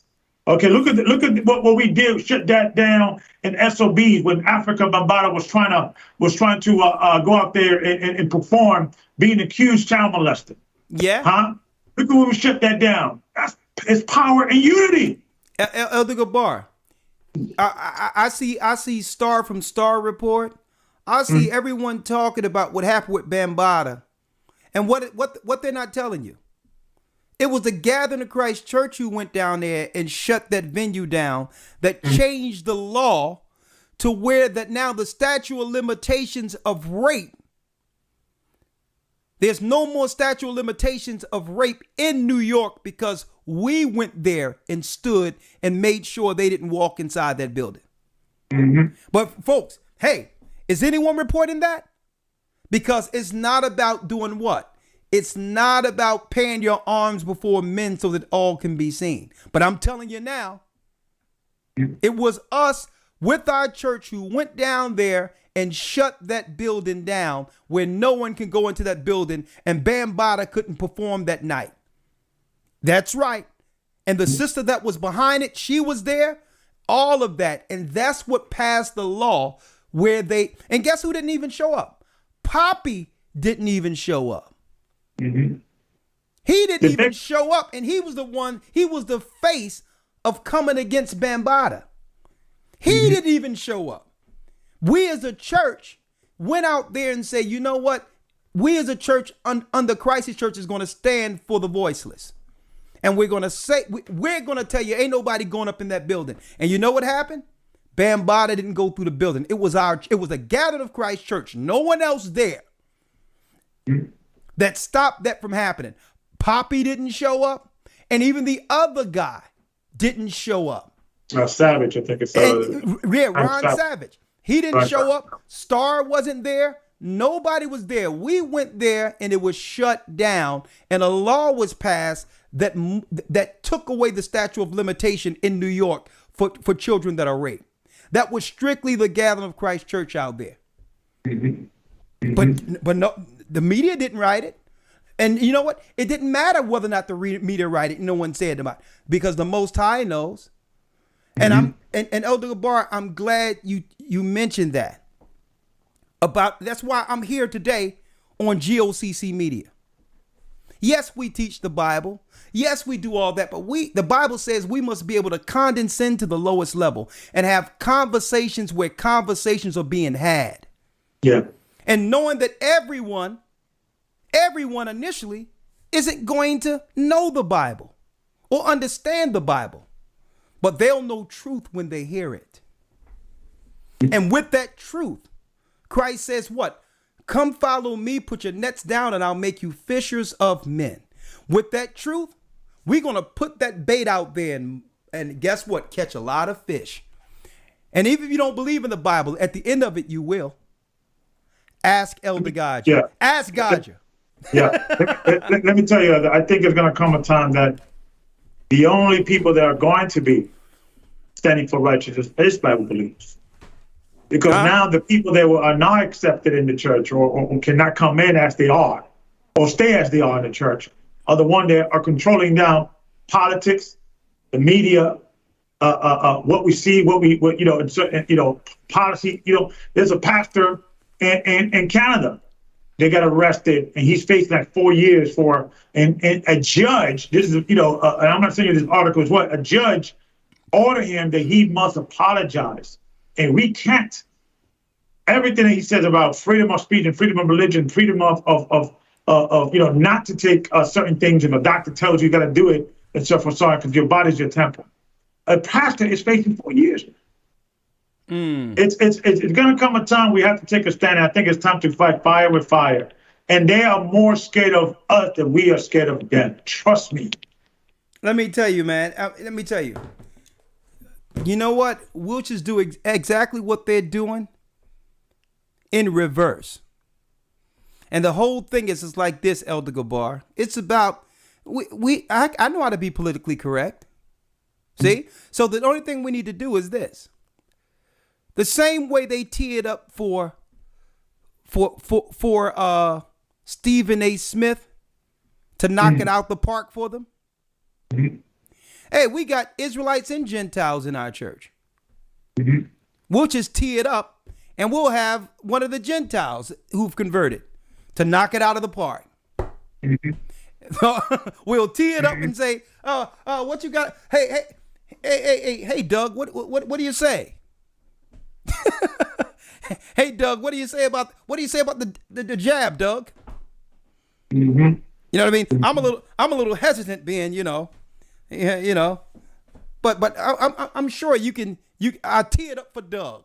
I'll tee it up for Steve, and he'll knock it out the park for you. We can do that. We can do a little bit of that for you too. But again, I'm opening up GOCC Media here so that if there's young brothers and sisters with talent,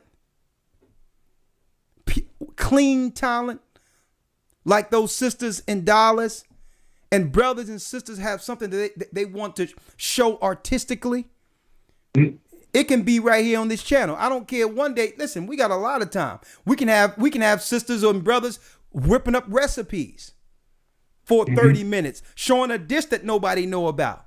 Straight clean according to Most High's law, with all organic and no preservatives and no poison in it. How to eat clean.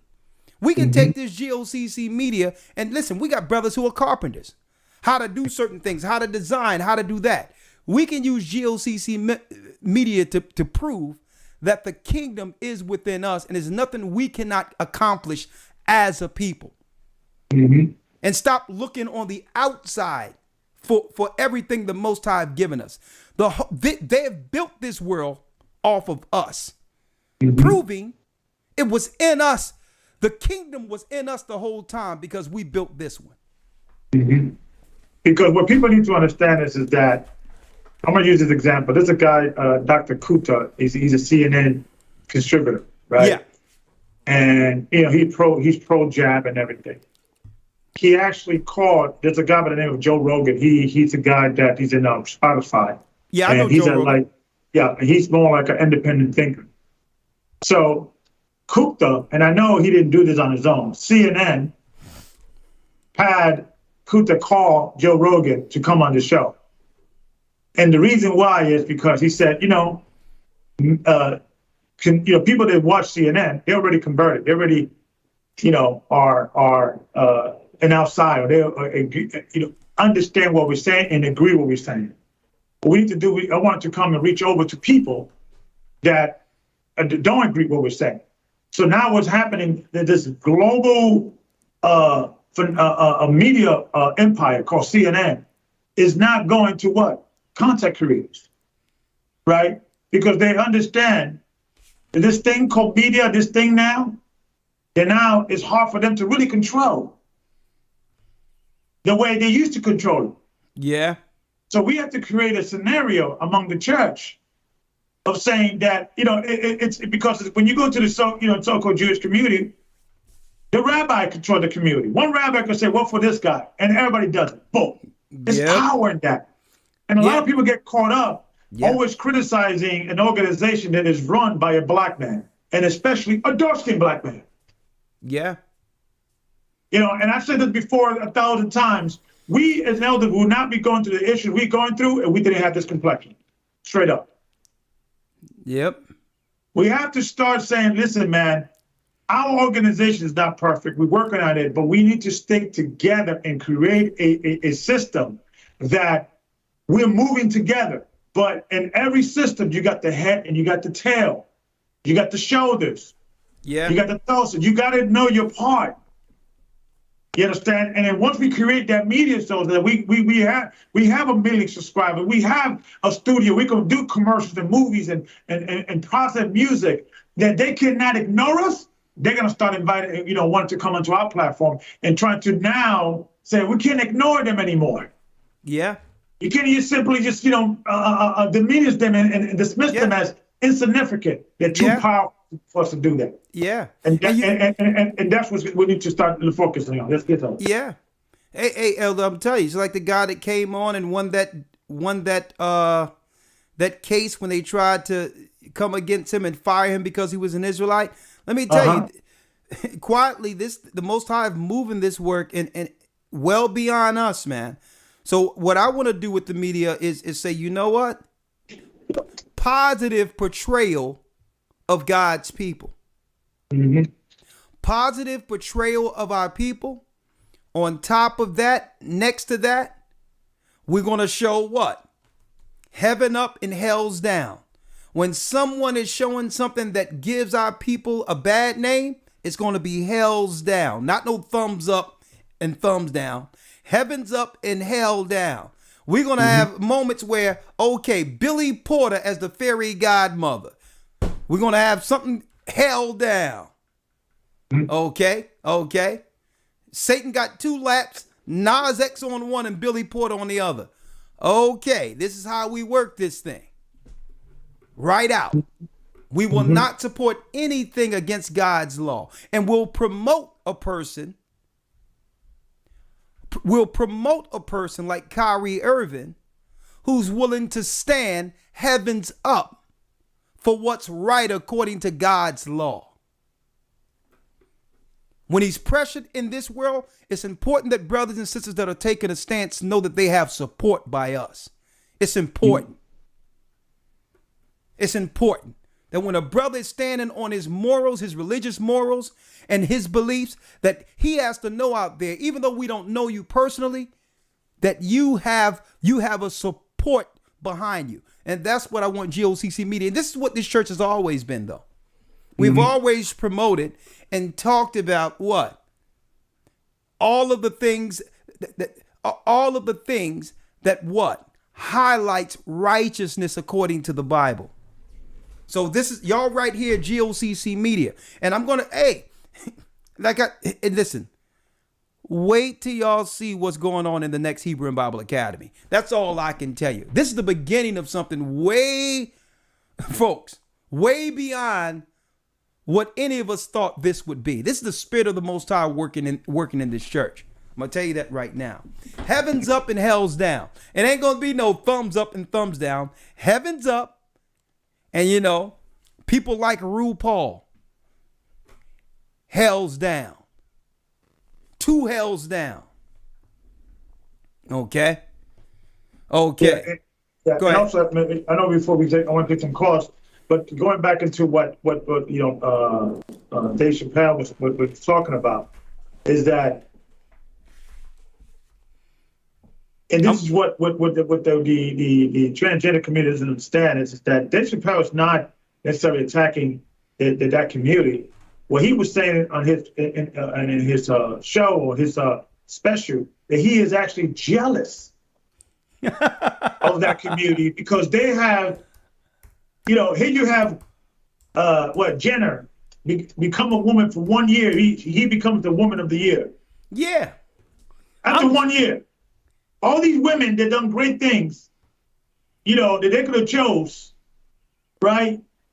But here's a white man, and because what he's saying is the problem he had is with white people, because what he was saying is that this transgender scenario, the reason why they have gone such advancement in regards of acceptance in the community and in government and so forth, so on, and also in policy, is because it's white people pushing these things. Yeah. If transgender people were a bunch of only Mexicans and brown people and black people, and there was not one transgender white person in the entire world, they would have not gotten that advancement in regards to that's white privilege at its best.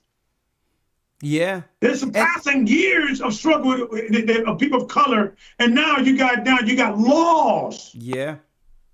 You get arrested. And so we have to look at the big picture here. Yeah. And you know, I know he's a little vulgar, but I think he explained it. We don't agree with everything he said, but there's one thing he said in particular when it came to that. And it was a good question. And the question that we should ask, can gay people be racist? When he asked that question, you know what? That was a groundbreaking question. Mm-hmm. Because who's really benefiting from the LGBTQ community? Is it black people? No. So when he put that question out there, it had the most, it doesn't matter whether or not you agree or disagree with it. It made you think. If there is a racist white gay person who's using the label of minority to get in a position to take from you the money through your civil rights to exercise greater racism, if that's the case, we should do what? We should divide ourselves on different lines than sexuality. Mm-hmm. That's what he was breaking down. You can choose to be whatever you want to be. It's your body. And at the end of the day, you're going to be standing before the Most High with your choices. So I've never had a problem with someone making their own choices as long as they don't affect me or mine. But all in all, the question is, can gay people be racist? And do that make that racist even more dangerous? And see, and that's what he highlighted. Mm-hmm. He says, listen, I don't hate you. I don't hate gay people. I'm jealous. Mm-hmm. Because here it is. We've been fighting for civil rights since off the slave ships. And all of you can y'all just leapfrog black people and all we've gone through to become the #1 protected minority in the United States. Mm-hmm. He says, I'm jealous. And I also wanted to add, which was really what he brought out. Yeah. He's a comedian. And comedians is a small club, right? And he was mentioned about a friend of his or a comedian that was a transgender person. Yeah. That went and he actually put him and as the person to come into as a warm up he would open the shows. Exactly. Yeah. And he said he did horrible, but he still did it, and he was trying to help him out because comedians are comedians, right? It's like a club. And when he began to do jokes and the transgender community began to criticize him, that transgender friend of his defend him, and they went against him to the point that he committed suicide. Look at that. Because Look at of that. it. He committed suicide because he was shamed by the LGBTQ community. And all he was doing, he was defending his friends. They did some straight speech. Yeah. It's just good fun. This is a joke, so forth, so on. And they got shot. So that's going to show you, man, this is more powerful than just protecting transgender people. Yeah. This is an agenda. Yeah. And you know what? Man, let's go to the calls. But before that, I want Elder Lawyer to read that scripture where it talks about becoming a byword. Yes, sir. Deuteronomy 28, verse number 37. And I'm saying this is because it's now for us to reel this whole thing back and make sure we check our people. We need to check them when they're celebrating shame. When someone talking about I'm a boss, B, all this other crazy stuff. These are women talking like this. Mm-hmm. And the guy saying that that's my N word and all these things. We got to reel this back, because the more we say it, it becomes what? Terms of endearment. It no longer becomes shame. So it's time that because the Bible says, here's the curse. Read that, Elder Lawyer. Deuteronomy chapter 28, verse number 37. And thou shalt become an astonishment, a proverb, and a byword among all nations, whither the Lord shall lead thee. We shall become a proverb and a byword, an astonishment above all nations. That's right. We are known as a people. We are known, folks, as a people who accept being called out of their name, starting with us being Israelites. Mm-hmm. And people say, well, hey, we have achieved so much because the white man isn't saying the N-word, nigger, publicly anymore. Well, you know why he don't have to say it no more? We are saying it for him. He don't have to say it no more. Mm-hmm. We're doing it for him against one another. We've turned a total degrading word that's associated with slavery, degradation. We have turned that into a word of endearment. Mm-hmm. That's why he doesn't have to say it no more. Massa, the old plantation owners would be proud. Yeah, that's why we have to start changing the languages. We have to use words like, make it other words, make those words cool, like beloved, brother. You understand? We have to start creating a movement of positivity and make that cool, make that hip, make that what the young people want to follow. Exactly. And it goes back to that, creating that media that we need to make, support. That's right. Support and subscribe to GOCC media. We have to do this because this is not about, us getting popular. This is about using what the enemy is using against them, fire with fire. If they're coming in strong and they got billions of dollars, we need to then work straight 2 times as hard because they got those resources that we don't have. Yeah. So we have to, with unity and direction, there's nothing that can stop us. Hey, man, I'm going to tell you, all those commercials we have for GOCC Network, I'm turning them to the visuals. We're going to actually be promoting all of the products from people out there. It's about time that we began to support righteous people who want to do what's right. Mm-hmm. The Bible says, where your treasures are, your heart shall be also. What it says about our heart, if we continually give the money back to those who are destroying us. Yeah. Yeah, here we're complaining about YouTube censoring us, but we on YouTube, and YouTube is worth $1 trillion, not billion. They are so rich, right? They could afford to get rid of somebody like Alex Jones because Alex Jones was making their money. Mm-hmm. Look at his views. He was getting 2-3 million views, and they got him out of it because what's a few million if you have $1 trillion? Look at that. It's powerful. So we have to, and so we have to understand that we have our strength is in our unity. Yeah. In our unity. And Elder, it's deep that you're saying that because how do you think the church expanded to the degree it is today? Mm-hmm. It was because of consistency, and through the good, bad, through the ugly, we stuck together. Mm-hmm.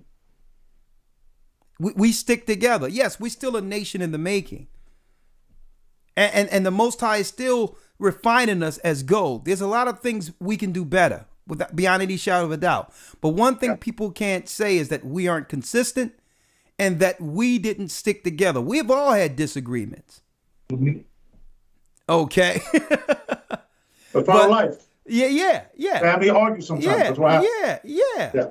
But you know what? The overarching, I would say, the overarching prize and objective have never been compromised through any of our disagreements. Like, listen, I know whatever it is today, whatever it is, but tomorrow I'm going to wake up, it's going to be a new day, and you know what? We'll still be brothers. I'm not going to allow this moment to stop the objective. And see, and you know what? That's a sign of a level of maturity. Usually when you grow up and someone offends you and something happens or whatever the case is, we find reasons to break bonds and agreements. Without realizing, folks, in this earth, you only get a few people. It's not too many people that you can call friend in this earth, in this life. And sometimes we take that word for granted and just break off relationships without realizing the value of it. And I wanted to say that is because that's all a church is. A church is an extended family, starting with Christ, with ups and downs, but still are willing to persevere for the end game. Okay? And that's what it's about, folks. That's what church is. Church, it's not, you're going to have offenses. You're going to have all types of stuff. But you know what? The consistency. At the end of the day, we look back and say, you know what? I'm glad we persevered. Because what?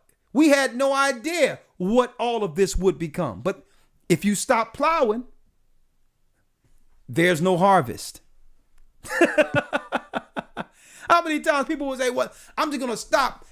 Okay, if I stop, what am I going to do?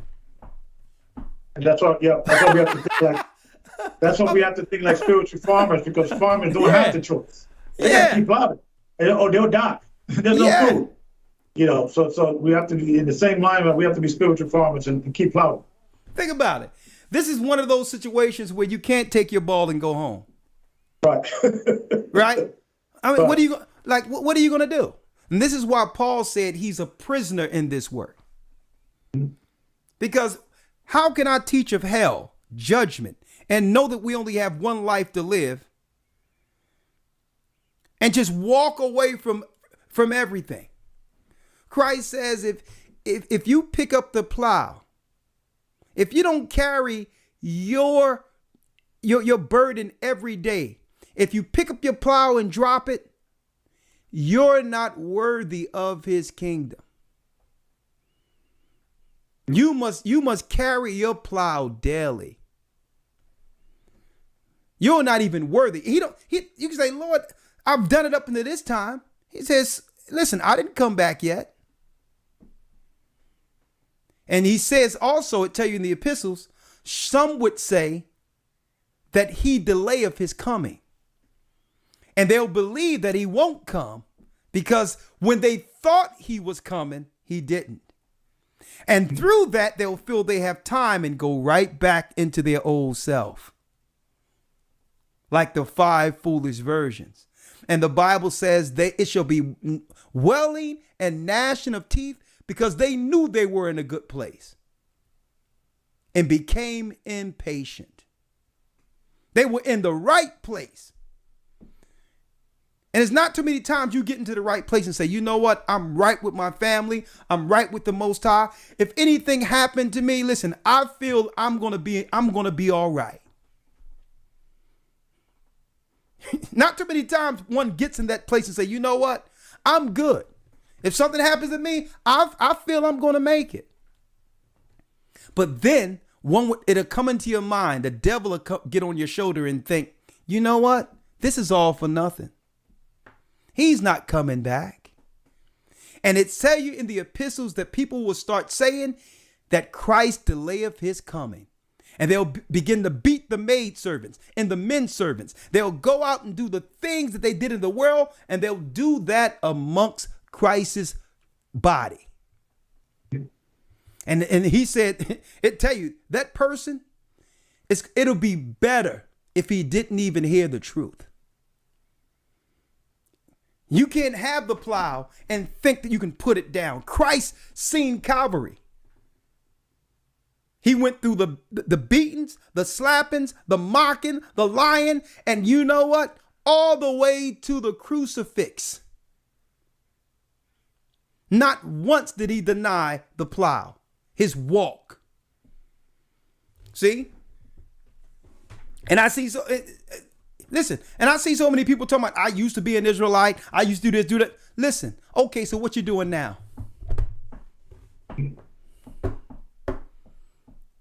So it's not who you used to be, who you are. You can't change your nationality, brother. Think about it, elders. Because at one time, what you're telling me, at one time you had a purpose. That's what you're telling me. Did you put your purpose down? See, being an Israelite isn't a religion. Being an Israelite comes with a responsibility to do something.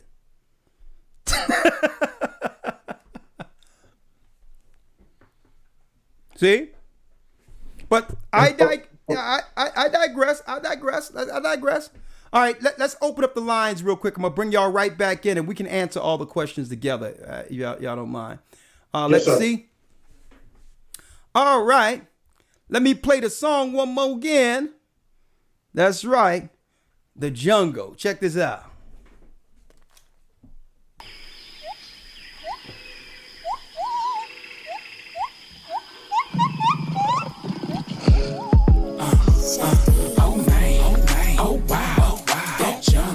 Get wild, it's drug, most high, keep straight, alive, all night, oh wow, that jungle, get wild, it's drug, most high, keep straight, alive, that jungle is crazy, that jungle is crazy, that jungle is crazy, that jungle in that jungle, that jungle is crazy, that jungle. It's crazy, no stress. I'm crazy, that jungle. Yeah, it's shooting for your eyes. A myth ain't no surprise. How they got you watching movies, you believe that it's call y'all back. A fallen angel dropping people, wish up on a star. Misconceive that it's a demon, lacking knowledge, got them sleeping. The signs of zodiac is an illusion to they ruin. Strong delusion, got them moving in the path of straight confusion. What if everything you was taught up in school was all wrong? What if them things you think is a myth is really true, but all along they put it in your face and got you thinking it's a fiction? When it's real serpent people controlling the whole system. Listen, they dealing with inventions that's wicked. The Resident Evil army coming soon, no superstition. These phony doctors, warlocks prescribe you with prescriptions. They shoot spirits up in it and you wonder why you tripping. They hunger, thirst to evil, afflicting, taking work destruction, bringing forth oppression, a world of lies and deception. Oh wow, that jungle, get wild, it's drug, most high, keep straight, alive, all night, oh wow, that jungle, get wild, it's drug, most high, keep straight, alive, that jungle is crazy, that jungle is crazy, that jungle is crazy, that jungle in that jungle, that jungle is crazy, that jungle is crazy, no stress, I'm crazy, that jungle. Welcome to Blog Talk Radio. I'm a Judah gorilla. Who wanna feel it? Catch me swinging from vines. Might be chewing vanilla. Yeah, Madagascar, so now you wanna test it. I'm pursuing the scriptures. Tell me who wanna test us. Not a foolish professor. Keep a tool on the dresser. Beautiful like Sarah, keep just like a mule in a heifer. Since we moving like leopards, they refusing to step up. We the Jews by blood. They just oozing some ketchup. In the room playing dress up, but you're not that fly. Revelations 2:9, you are not that guy. Son of perdition on a plundering mission to take souls, take gold, straight roll, bring back everything you sold. It's a jungle, Deuteronomy 28 and 68. Took the slaves of the ways to this place in a maze in a cage. But we escaped cause Yeshaya left a shame. Yeah, know what I'm talking about? Oh wow, that jungle, get wild, it's drug, most high, keep straight, alive, all night, oh wow, that jungle, get straight, no stress, I'm crazy, that jungle, that jungle is crazy, that jungle is crazy, that jungle is crazy, that jungle in that jungle, that jungle is crazy, that jungle is crazy, no stress, I'm crazy, that jungle, that jungle. I'm a Judah gorilla. Oh, yeah, yeah, yeah. Aria. All right, let me bring it back. Let me bring the elders in. One moment. Let me bring the elders in. One moment.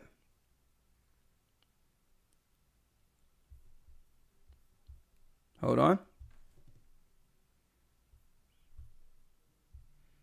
1 second here. Again, let's talk about the academy before we bring the calls in once more. The Bible. Is it hard to understand? When it comes to reading the Bible, the first thing that comes to mind is the fact that this is the Word of God. The seals have been broken, and the truth is here.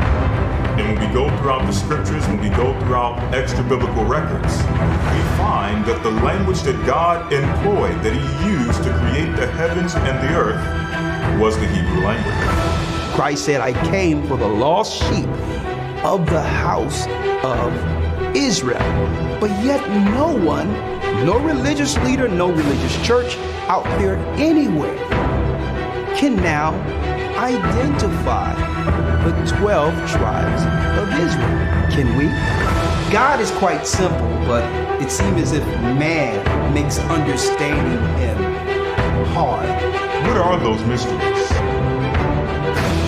The truth of your book and the truth will make you free. The Hebrew and Bible Academy. You're invited.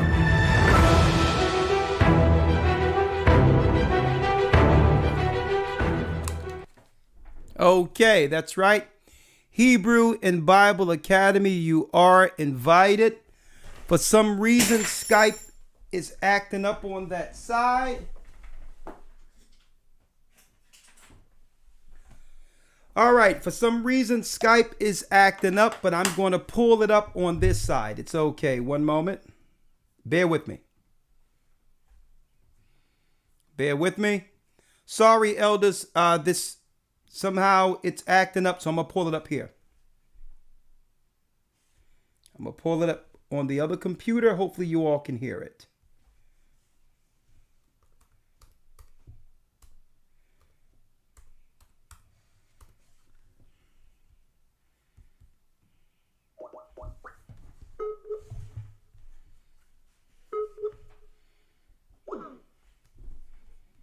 Okay, let's do this. United States. I'm going to do it this way. Blog Talk Radio. Welcome to Blog Talk Radio. Please hold and you will be able to listen to the show. Okay, I'll do it this way. Okay, you're live on Blog Talk Radio. Unmuted. I'm Elder Rikosh. You're live on Blog Talk. I'm going to just use a different computer. Hopefully you all can hear this clearly. Let's take the first call. That's right. We're going into how our black people have been manipulated through the media. How do we fix this issue? And I believe GOCC media is a start, but let's talk about it. We've been manipulated. Every other race of people have been able to leapfrog us to get reparations and everything else, okay? And they have incentivized the subculture, the perverted and immoral in our society to represent us politically. And by doing so, they'll be able to use the media and say, well, this is why you people can't get anything. Well, no. We have to speak out against these representatives that are only representing themselves. And first and foremost, come back to the Most High in Christ. And let's represent each other. And you know what? Stop supporting anything that doesn't represent what? God's law. Doesn't matter the color. 618 area code Officer Danny, you're live. Officer Danny, you're live. Hold on. Shalom, hey, Elder, how you doing? Can you hear me? Shalom, can you hear me? Yeah, I can hear you just fine. Okay, you're live. All right. I just was calling, I was watching the show, just listening, and well, I can't say nothing. You hit on all the points I was gonna hit on. Well, go ahead. Whatever you got to say, brother. Go ahead. I just was saying thank you for the lessons. It's all from the Most High. That's how you know when you're in the right spirit, when you talking and you can complete the sentence before you get to it. I just wanted to say thank you to you. Thank you to Elder Gabar, Mr. Come On, and Elder Lawyer. So just thank y'all for all that y'all do, and traveling overseas, going around the world, being in the military. I learned a lot, and that's how I know this is the truth. So I just can't wait to be eating them pancakes in the wilderness. And hey. Okay, and speaking of, so are you overseas now? No, I'm in St. Louis. In St. Louis. I came back from overseas. Yes. Okay. I wanted to mention this because there's some young brothers running around overseas, and I think in Egypt in particular, calling themselves Nation Family something online. Okay. Now, I want to tell everyone out there, okay, there is no church representation of the Gathering of Christ Church, okay, in that region, in Egypt at all, okay, right out. So if you go, if I'm letting people know, if you get, what they're doing is they're telling people under the cover of night that they were associated with us and they're over there and they're fine. But nah, these people have nothing to do with us. Okay? Straight out. You got these rogue people who went over Egypt by themselves, never was really up under us, and are doing all these weird things. And what happens, brothers and sisters, when things start getting low, they try to reach out online to connect with people in the United States so that they can actually have to continue the fun with whatever they're doing over there. Okay? So I'm telling you right now, that's no association with our church. Go there at your own risk. The same thing I said about that place in Jordan. But I put it out here first. Mm-hmm. If you go there, that's on you. Don't try to come back later and try to blame us for your choices. Okay? Any people we send out with elders. If you go out on your own, you can say you're fleeing or whatever you want, but you're on your own, and guess what? We don't know what you're doing over there, but those brothers aren't in no position to teach anything, and they've never been up under our church like that. So I'm putting it out there right now. There is no leadership in that area. All right? I wanted to put that out there. Thank you, brother. All right. And, okay. Shalom. All right, shalom. I'm going to place you on hold. 910 area code.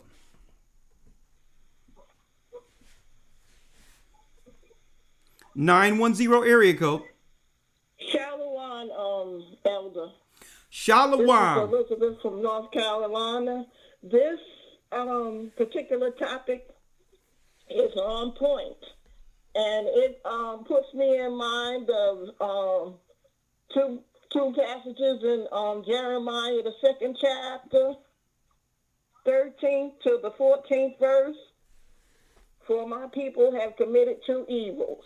They have forsaken me, the fountain of living waters, and hewn them out cisterns, broken cisterns that can hold no water. Is Israel a spoiled servant? Is he a homeborn slave? Why is he spoiled? And growing up, we just accepted anything that this man told us. I remember the play Hair. Have you ever seen the play Hair? The what? The play Hair. I can't hear you clearly. It's a Broadway play called Hair. Hair. Okay, I heard about the Broadway play Here, but what about it? And they had there's this song that it's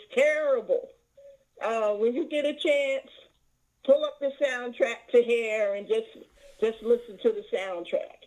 Okay. And it just degrades us so much as a people. Okay. Well, thank you. I'll pull that up and take a look at it. Okay. Well, anyway, Elder, I'm enjoying the academy. Thank I'm you. learning so much. You, Elder Lawyer, and Elder Shapard are such a blessing. I Thank always you. look forward to it each Sunday. Thank you, Elizabeth. And I thank you very much once again for appointing me to the elder out here in North Carolina. He contacted me, so Great. we are going to eventually get together. Praise the Most That's High. a good thing.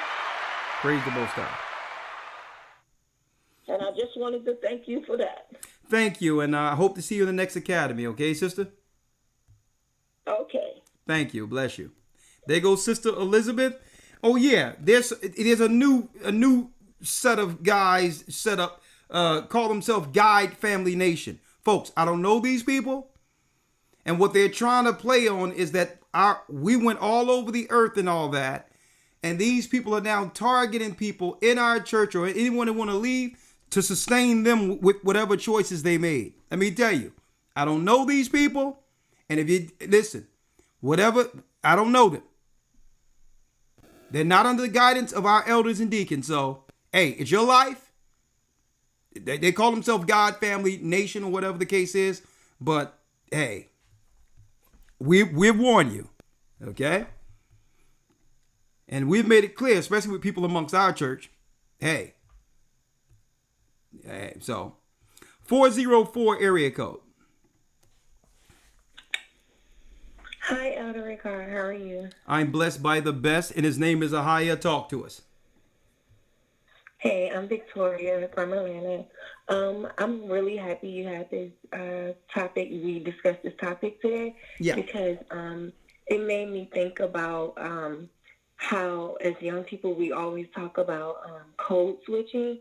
And until you did this broadcast today, I didn't realize how much code switching was kind of like coonery. It's like buffoonery, because we have to, like, in our mind, we're looking at it like, I can talk a certain kind of way when I'm around my own people, but when I go in corporate America or elsewhere, I got to change up how I articulate myself. And I think that's where that mindset of you're talking white or you're acting white comes from. And it's degrading for us to think that someone else or another race of people can articulate themselves better than us. And when we talk to each other, we can talk to one another using Ebonics and try to take Ebonics and make it like you say, like a permanent, an endeared type of dialect or whatever. Yeah. You get what I'm saying? Yeah, we turned degradation into terms of endearment. We start glorifying nonsense. Yes. Yeah. And then also I have to catch myself when I'm listening to like the music that we listen to, and I find myself, I'm talking about like as young people, and I find myself like, oh, I can relate to this. And I'm like, why can I relate to this? Why am I relating to this? Like, am I really relating to it? You know, like you were saying earlier, if you want to understand what I guess that character was, Buckwheat or whatever his name was saying, listen to trap music. Yeah, step and fetching. Step and fetching. Yeah, step and fetch it. And being from Atlanta is really easy to fall into, oh yeah, trap music, Atlanta started trap music, Atlanta is the rap scene, da-da-da. But then when you think about the music that's coming out of Atlanta, it's just like, what? I don't even understand it myself. So yeah, this lesson today made a lot of stuff, it exposed a lot of stuff for me in my mind and helped me going forward. You know what? I view things now. So thank you. Sister, I'm glad you're bringing this out. I know you know, it's good that you being a younger woman, this is your generation, and it's people like you, it's sisters and brothers like you, your age, that gives us all hope. You understand? Because for you to sustain, for you to be able to keep yourself in the midst of this confusion, I couldn't imagine myself growing up in this generation. It's too free. It's too loose. I mean, sin is readily everywhere at your fingertips. And let me tell you, there'll be a reward for you choosing right. Even though you might, a lot of people might think that, okay, there's something weird about you. You're not like the rest. You know what? They say the same about Christ. And I'm going to say is, please, sister, whatever you do, don't break to the peer pressure. Okay. Yes, sir. I'm also in the academy. Thank you.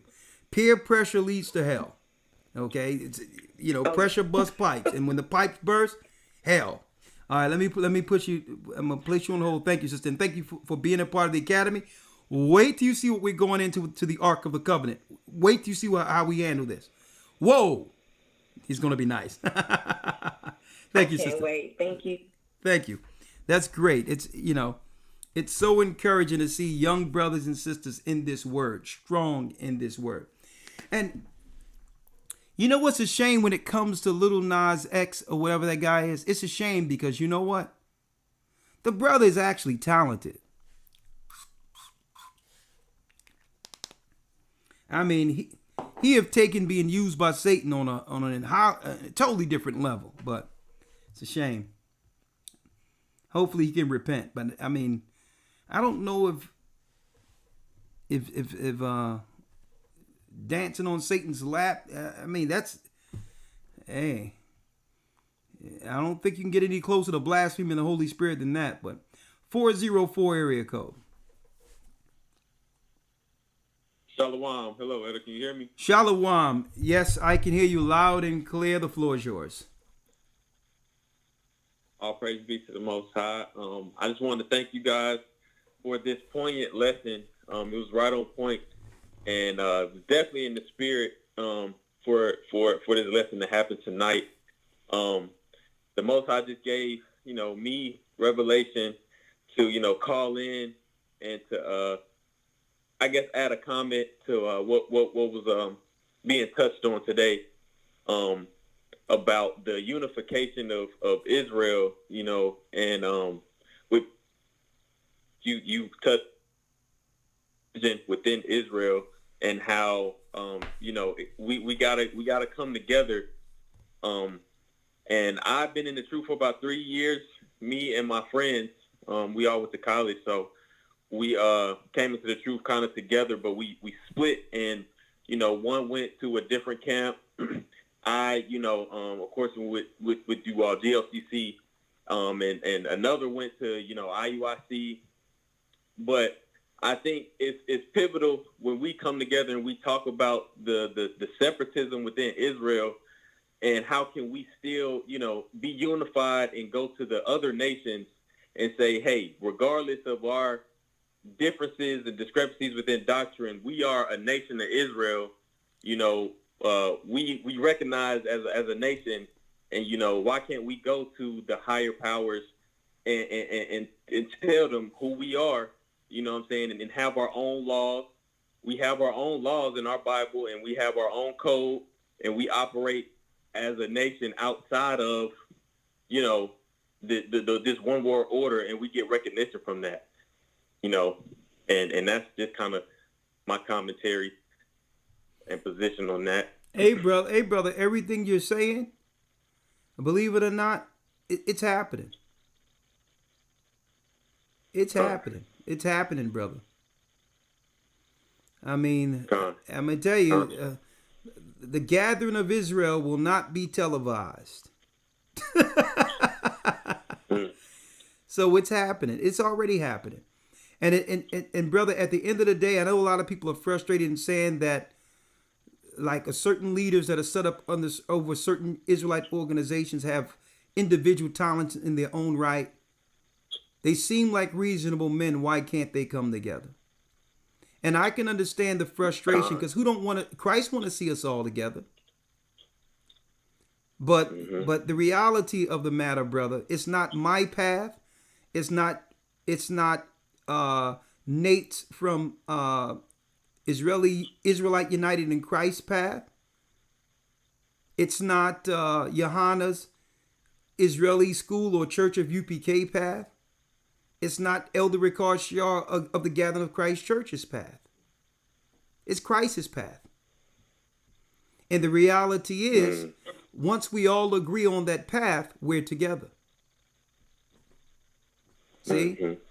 And keep in mind, the disciples seen others casting out demons in Christ's name and tried to forbid them. The disciples said, well, hold up, Christ. You can't forbid them. Now, mind you, these were never under the disciples. Now, if they were under the disciples in Christ, that would have been an issue. But these people they never met before. It was like probably remnants of those who was a part of John's baptism, but learned of the Holy Spirit and began to baptize. So the disciples began to say, let's forbid them. We don't know them. And Christ made it clear.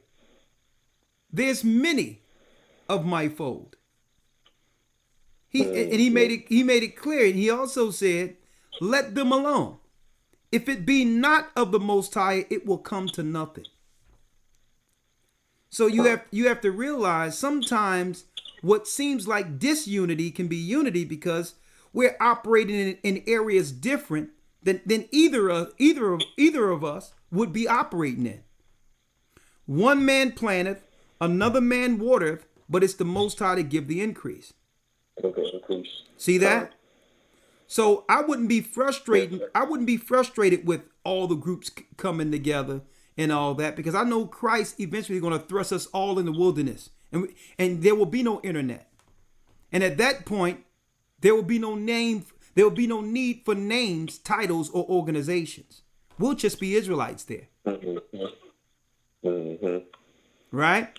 But what I can do is continue to teach the principles of Christ, is baptism, laying on of hands, and all of the things that's within the principles that was given to the disciples. And I'll leave that work wherever we set up a ministry.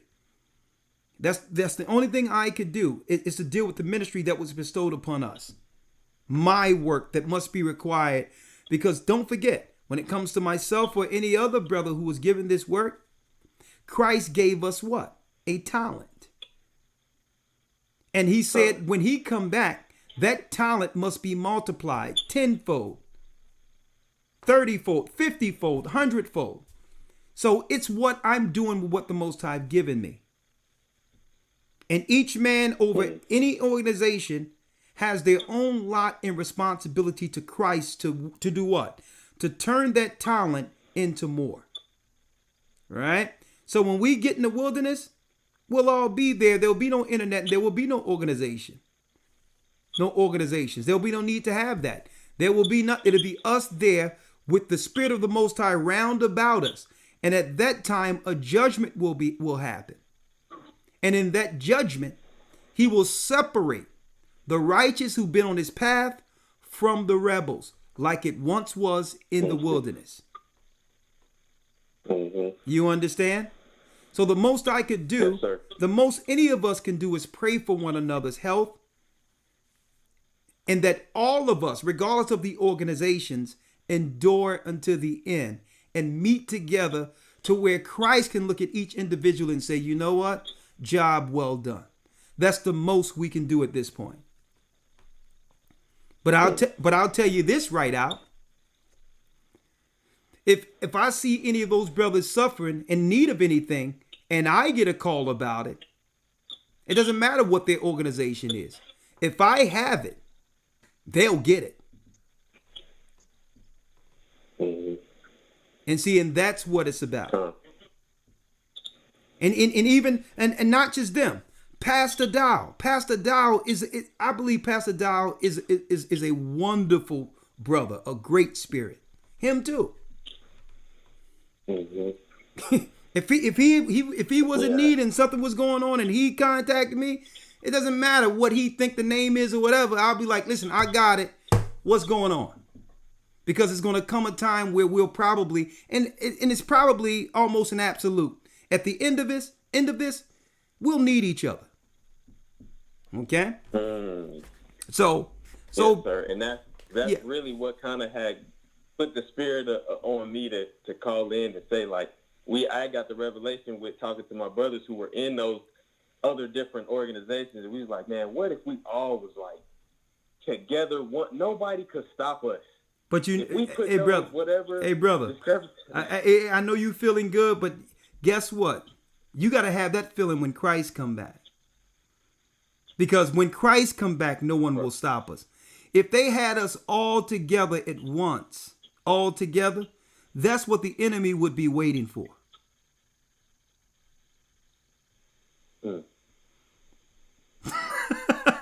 We were once together, all together in Jerusalem. And see, that's what they want. See, but the way the Christ has it, the way it's worked, they can't get a bead on it. Because the Holy Spirit is moving in all places. See, you have to see the work of the Most High and how Christ is moving here, brother.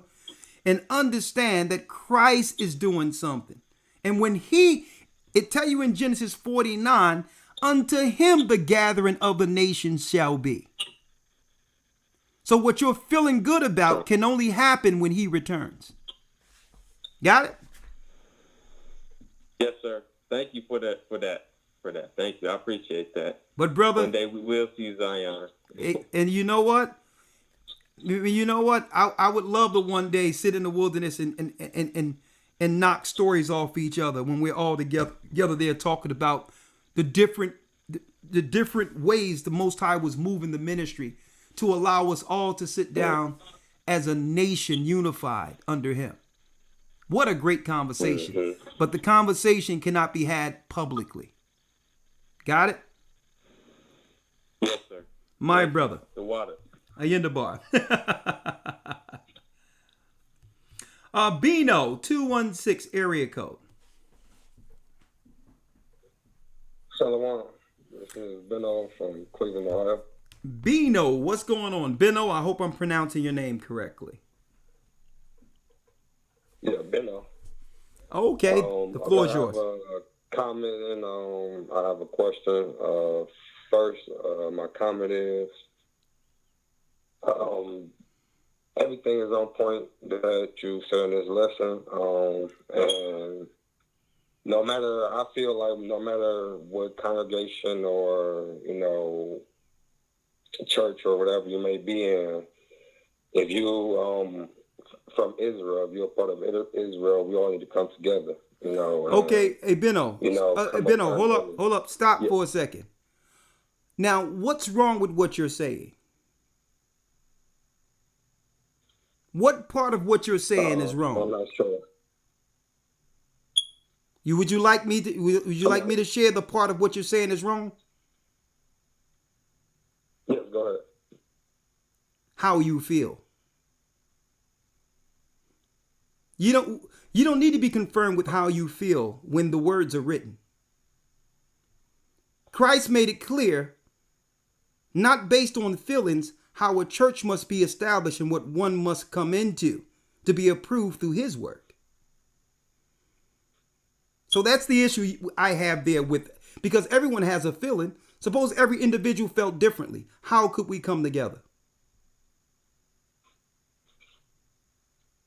Yeah, I didn't mean it exactly in that way. I was saying as far as like,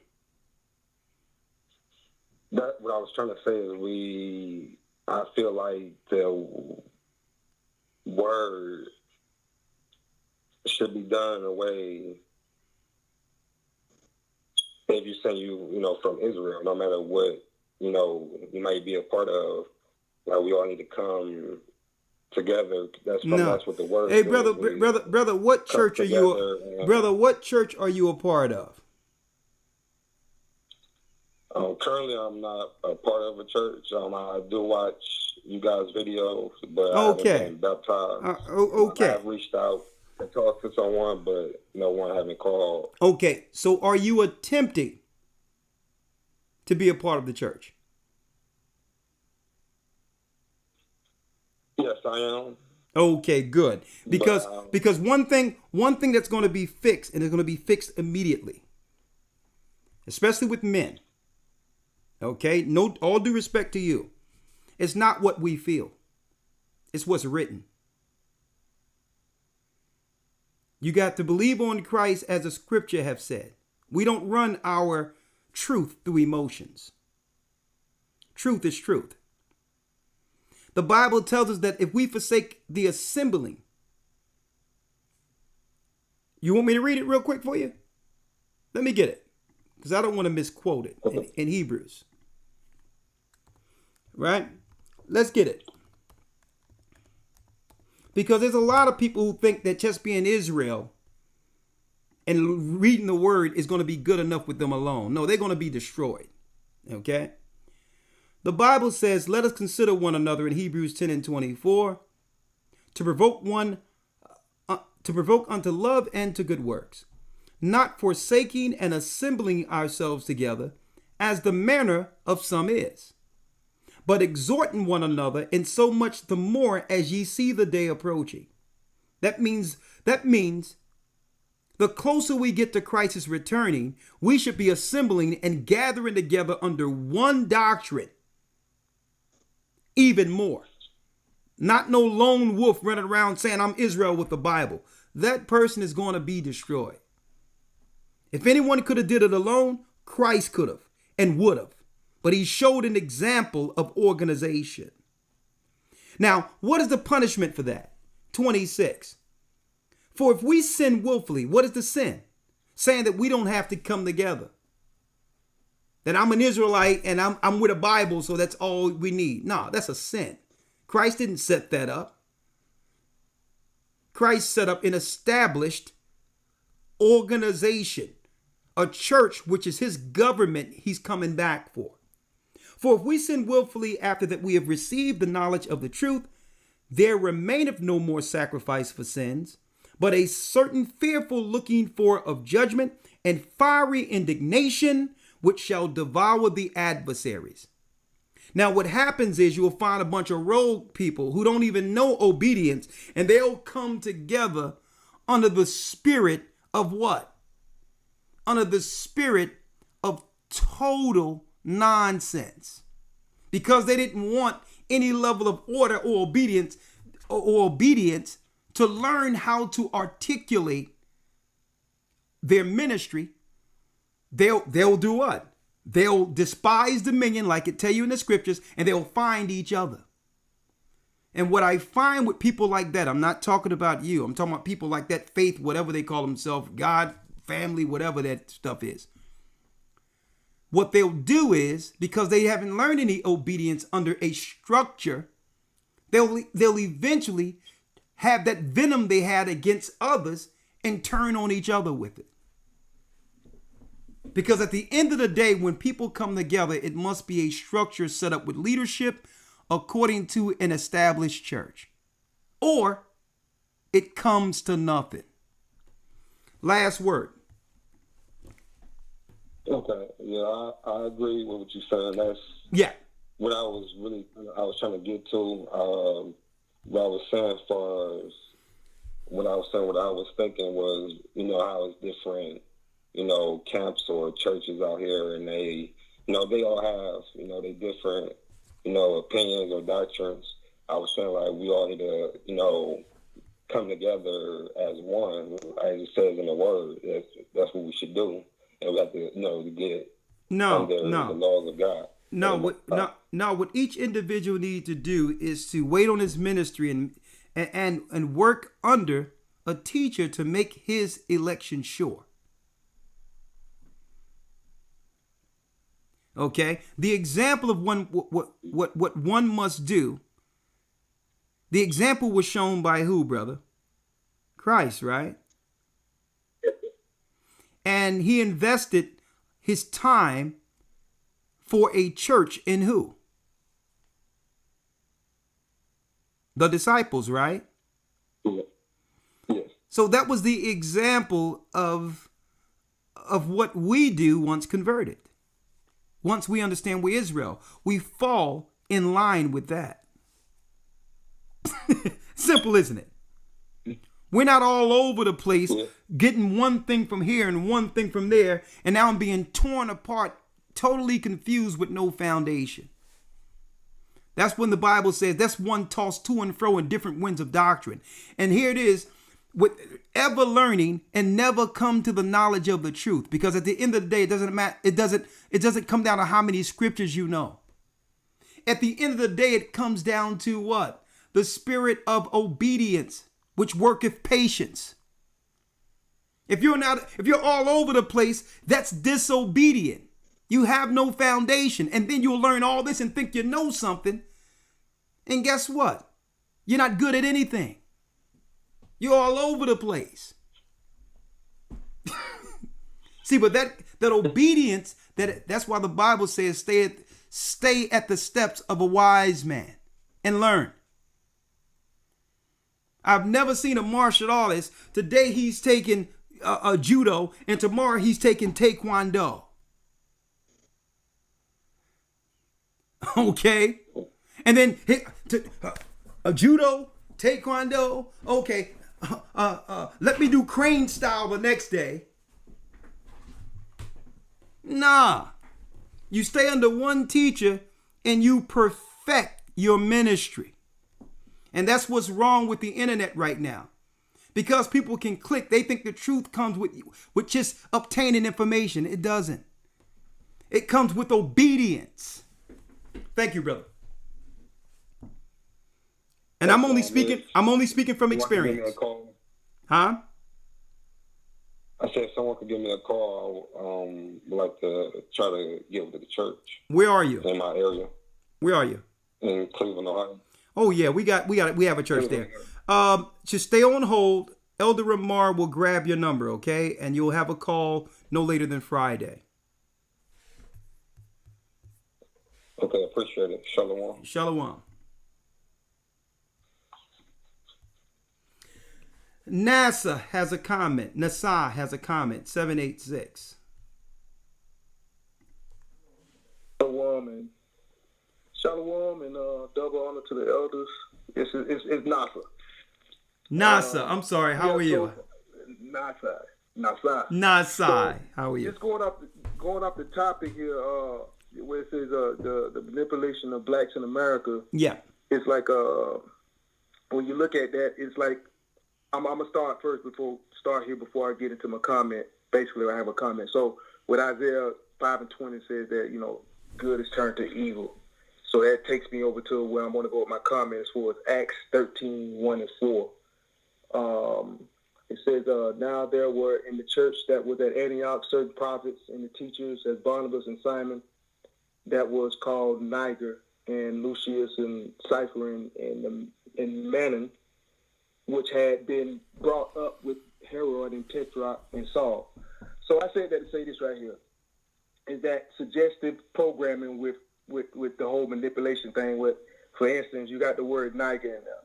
Now you would say the word Niger, and somebody would say they would just say, basically try to go say that the word is something different than what it is, and that's just through suggestive programming. Like basically, there's a G there, it's not a J there. So when you say that word to somebody, they say, "Oh no, it's Niger."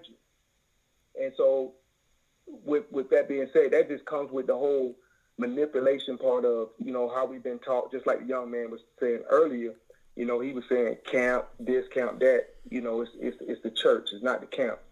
But again, like I said, for example, with the word Niger, we've been taught that the word is, they try to make it soft. Oh no, it's Niger. They want you to change it and no, say exactly say the word exactly how it is. So basically, most people want you to turn a blind eye to that and say, "Oh no, that's not what it says." Basically, wanting you to bow down to stupidity, saying that it's something different. But also, okay, now why that word Niger in particular? Why did you bring that up? The reason why I brought that up because just with things being manipulated, And no, I'm saying because I'm trying to get the short answer, and the reason why I'm trying to get the short answer is because are you saying that based on the connotation that I was speaking about earlier, how we began to use a word that was connected to suffering, or are you talking about something else? Right. So this is what I'm saying, because I understand what you're saying, but there's no way with Acts the 13th chapter are we going to turn the word nigger around. Just because we know in the Bible it said niger, which means black. We can't separate that word from a byword that was used in America at the same time they was hanging our people and then say, well, it's good because Acts 13 says that. Because it's listen, I'm not talking to you. I'm talking to the audience because I'm trying to teach at this moment on your point. Got it. Because no, we're not going to do that. What we're going to do is we're going to understand the value of image. Because the majority of people we run into who will use that word don't know anything about the Bible and definitely don't know about Acts 13 where the disciples were called nigger. Right. So if I'm going to condescend to if I'm going to condescend to the lowest level to save a few, I have to deal with people on the level they understand. And I can't change the world by saying, well, listen, because of this word in Acts 13th chapter, that changes all of what happened in slavery with that word. And we are now to look at that word like the Bible says, view it. Nah. You know what? We'll be teaching from now until 2090, trying to get people minds changed that were already programmed to realize that that word is connected to our oppression. Okay. Good. Now in private conversations with learned people, then we can have those higher conversations. But when you're seeking to raise the children of Israel out of the dust, you have to deal with them on the level their mind is at that time. Right? And you know what? Sometimes we're guilty of that. We're guilty after learning, thinking that everyone sees things as we do. Nah. You have to be able to bring yourself back to that original place, knowing nothing, and understand that's where your people are. All right? So I'm just dropping that out there. But, all right, go ahead. You have the last word.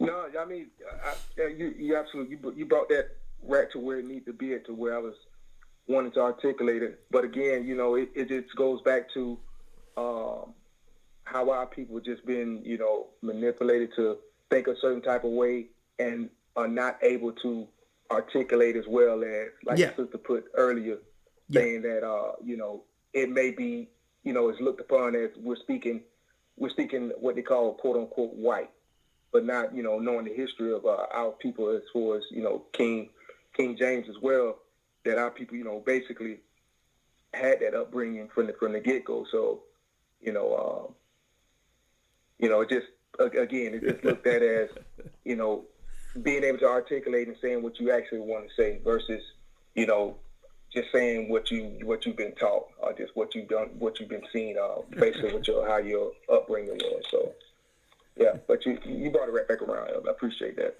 Yeah. Speaking of that, someone talking about a hillbilly, right? I was in Philadelphia last year during a time when people are still scared about the bug that everyone be talking about. That now they're not saying much because maybe the majority of people fell for it. And there was a guy, you could tell he was one of these, you know, hillbilly type of redneck type of guys. And he thought he was going to offend me talking about Trump. Right? Oh, yeah, Trump, yeah, da-da-da-da-da. And he had that make America great again type of thing. And I could tell he was trying to jibe me he was trying to get under my skin and believing that because I'm black, that my political views must be, you know, I would say dimmer nuts. All right? Because you got Republican nuts and you got dimmer nuts, right? So, because, and I could tell that he was really trying to get under my skin. I'm like, you know what? And I said straight out, it was during the time where there was with Black Lives Matter and all that stuff was going on. And I said, well, listen, straight up, Biden doesn't represent my people. And I said it just like that. I said, Biden do not represent my people. And you should have seen him stuck. It was like he seen a ghost. Like, huh? It's like he couldn't register being a program bot politically by this world. I was supposed to take a stand and say, no, Trump is a racist. I was supposed to be some wind up nut job like these people who are politically charged every 4 years. And I said, Biden do not represent my people. Oh, you believe in Trump? I'm like, Trump doesn't represent my people. Who's your people? Who's your people? I said, Israel. I said, Israel is my people. It looked like his head was about to bust. Right. The guy turned beet red because why? The views of the word is above this world. They don't even know how to articulate. Right. They don't even know how to come back to when your conversations is in the heavens. And I don't know what he was thinking about, but I tell you, till this day, he'll probably reflect back to this black guy he's seen that was weird as he don't know what, who said something he've never heard before from a black person. Right. And I have a lot of moments like this. Sometimes we probably have a camera. Sometimes follow me when I get into some of these things. But this guy thought I can tell he was trying to instigate me, brother, into a political joust about between who's better between Biden and Trump. And at the end of the day, guess what? The Bible is my constitution. Christ is our King. Thank you, brother. All right. Bless you. All right. Let's go 941 area code. Hello. Hey, how are you doing, Natasha? I see you, sunshine. I'll get you too. How you doing, Natasha? I'm good. How are you, Elder? I hope all is well with you. I'm doing well. I'm glad you followed us on GOCC Media. You followed us over here. Thank you. Yes, I have you guys already subscribed everywhere. I got a question and I have a comment. I think we are definitely being took advantage of, and especially I want to say more with our children. Being that I work in the school system, I don't want to say school or anything, but there was a couple years back where my children was going to a school, and when it comes to our school, especially in the poor areas or whatnot, they call it a Title I. And, before then, I didn't know what a Title I was. I was like, okay, that's a good school, this and that. Well, come to find out, the Title I schools are where all the blacks and the poor live on that side. Okay. We had, and I noticed when I used to go in the library, whatever the case may, they had these readers that came in, and they was called rocket readers. And rocket readers was these old white men, old white women, and a lot of these white women walking around the library, and I couldn't never understand why are they there with our children. And it just didn't feel right. They would come read to our kids, especially the boys and everything like that. And when you look at other schools, because I done been to other schools, I done had high school, middle school, elementary, and they don't have these at those other schools, the nice schools, the white schools, but it was always in our area. So I asked, I said, why do we have these rocket readers at our school, with our children? Well, they just, here to help us, get the reading up, and they want to see it, and it really just didn't feel right with me. It didn't feel right. So what did you find out about them? Well, what I found out about them, one, they keep the women that was coming there. They always had these I think tablets and computers, and they kept up with who can read, who couldn't read, you know, and I was like, well, dang, I thought the school was supposed to be doing that. But it was them, they was keeping up with who can read, who's on top, you know. So that, and then I remember a long time ago, you were saying that how they keep tabs on us. So I was like, okay, they're sending them in our school to keep tabs on us. And it was so funny because for a lot of people that can't see, they don't understand. They think that they're helping us. But for people that can see, they're not. They're ruining us. And I just really, and it's all over. And, you know, and it's with our children, you know, manipulating them, you know, having people come around them when, you know, and a lot of these parents, they know, but they don't know. They feel like their child is being helped, and it's not. And I just always found a problem with that. When you go to the other schools, you don't have that. But for some reason, in the poor black schools, you have these people coming and they're reading to our children, you know, elementary, the little kids, and around our children. But there's no, I didn't get that. I didn't understand. It didn't feel right. Let me ask you this question, because this is weird. This is weird to me, right? Because when I was growing up, I had wood shop. We had home economics, especially with the sisters girls growing up cooking. Like, we learned trades that would transfer into life. I remember having tutors, right? So when I was growing up, a matter of fact, Duckery was one of the award-winning elementary schools, 15th and Diamond, in all of Philadelphia. Duckery was considered one of the higher schools of academia for, from elementary on up, right? What happened? What's wrong with our community that our people cannot teach our own children in groups how to read? Because that was had when I was growing up, and sometimes the teachers, you have crushes on your elementary teacher and all that. I wanted to stay back and give me some more reading or whatever the case is, right? But the whole thing is, there was more of a care in the community to make sure that the children could read and write. That wasn't an outsourced thing where other people from other races and other areas have to come in and take tabs on their children being able to read and write. I mean, am I missing something? Why didn't we come together as a people on the block and say, you know what? There's nothing to have an after school program where children can come in amongst familiar people on the block and learn how to read. Yeah. Like, is that a new idea? Is that a new idea? Am I speaking something foreign here? But go on.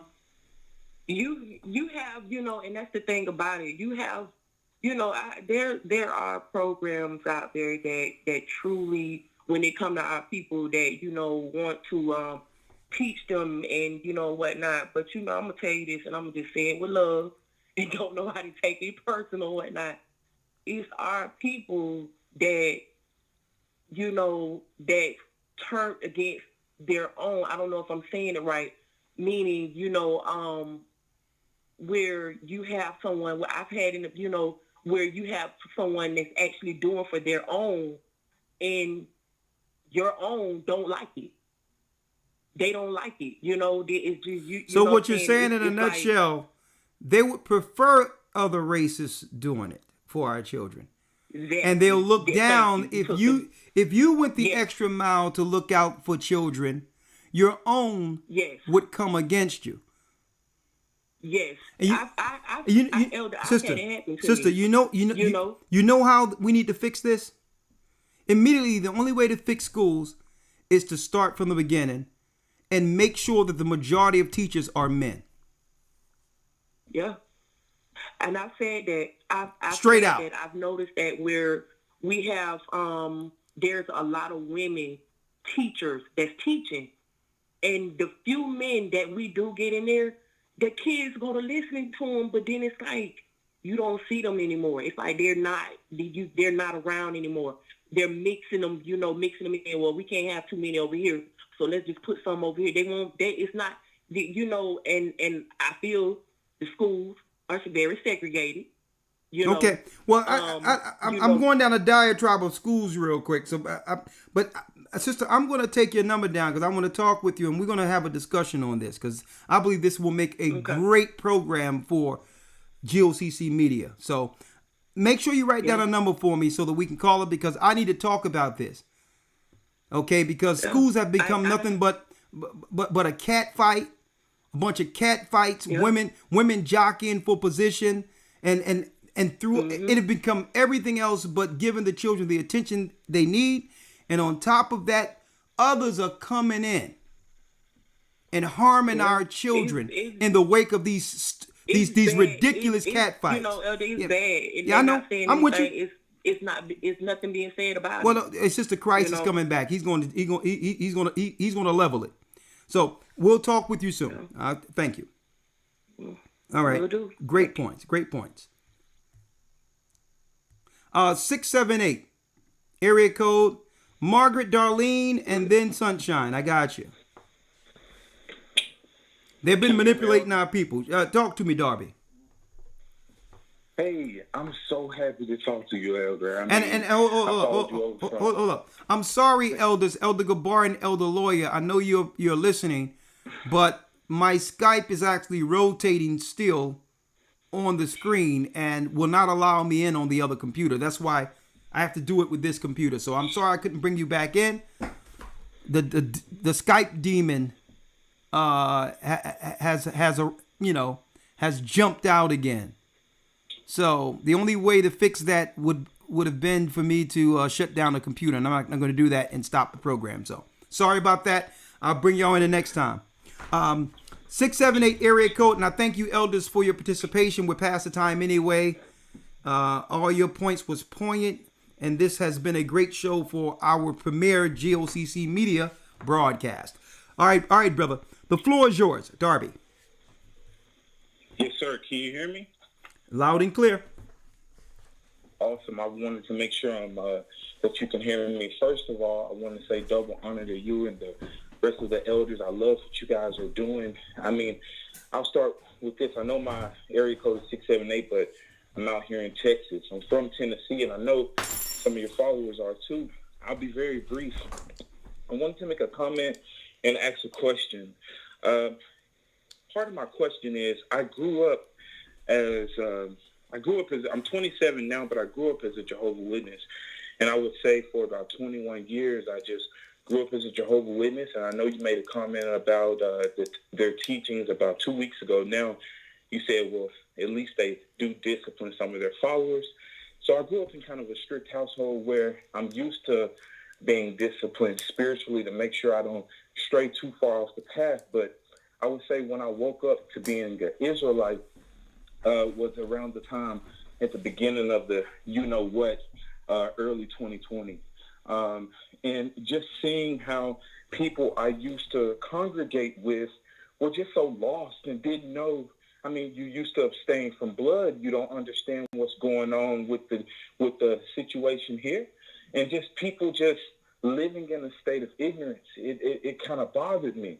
And so around the time, like I mentioned, I was waking up to the truth. I discovered you all. I discovered a few other, camps and congregations, and other camps and congregations weren't as friendly and as put together and as knowledgeable from what I've experienced in this short time as you all. And it kind of sent me into a state of confusion, and I didn't want to follow the wrong doctrine. I didn't want to be misled. I have my third child on the way. I adopted one, and I've been a father since I was 17. So I have 3 children, and I don't want to teach them wrong, brother. That's partially what it is. So what's the question? For the 5th. Okay. So my question would be, what God do you feel? I mean, do you know that the Jehovah's Witnesses serve? Because when you see, let me answer that question. Let me answer that question. Yes, sir. Yes, sir. Because, see, I have to be careful how I answer this, because I understand that there's people, there's honest and I get that. Listen to me. There's honest and forthcoming people that are in every organization who are there for the right reasons. Yes, sir. So I'm careful not to say something to offend just everyday Christians or Jehovah's Witnesses, because they'll hold it personally as if I'm speaking against them, right? Yes, sir. I ran into that with my family too. Okay. So listen to this. With them to the side, the Jehovah's Witnesses, the head of the Jehovah's Witnesses organization are Satanists. Okay. They're worshiping Satan. And I know you're not speaking about the average day, and because they're just followers of a really large organization. The who? But I'm following you. I didn't mean to interrupt. I said I know you're not speaking about the average day worshipers. Yeah, I know you're speaking about the people higher up. So I'm yeah. Up what you put down. The hierarchy. Don't forget, the only reason they created the Jehovah's Witnesses was to eventually target our people and confuse them even more. Okay. I felt that confusion. Yeah, the original Jehovah's Witnesses were under Charles Taze Russell as Russellites. At that time, it was against their mission to actually go to black people and teach them.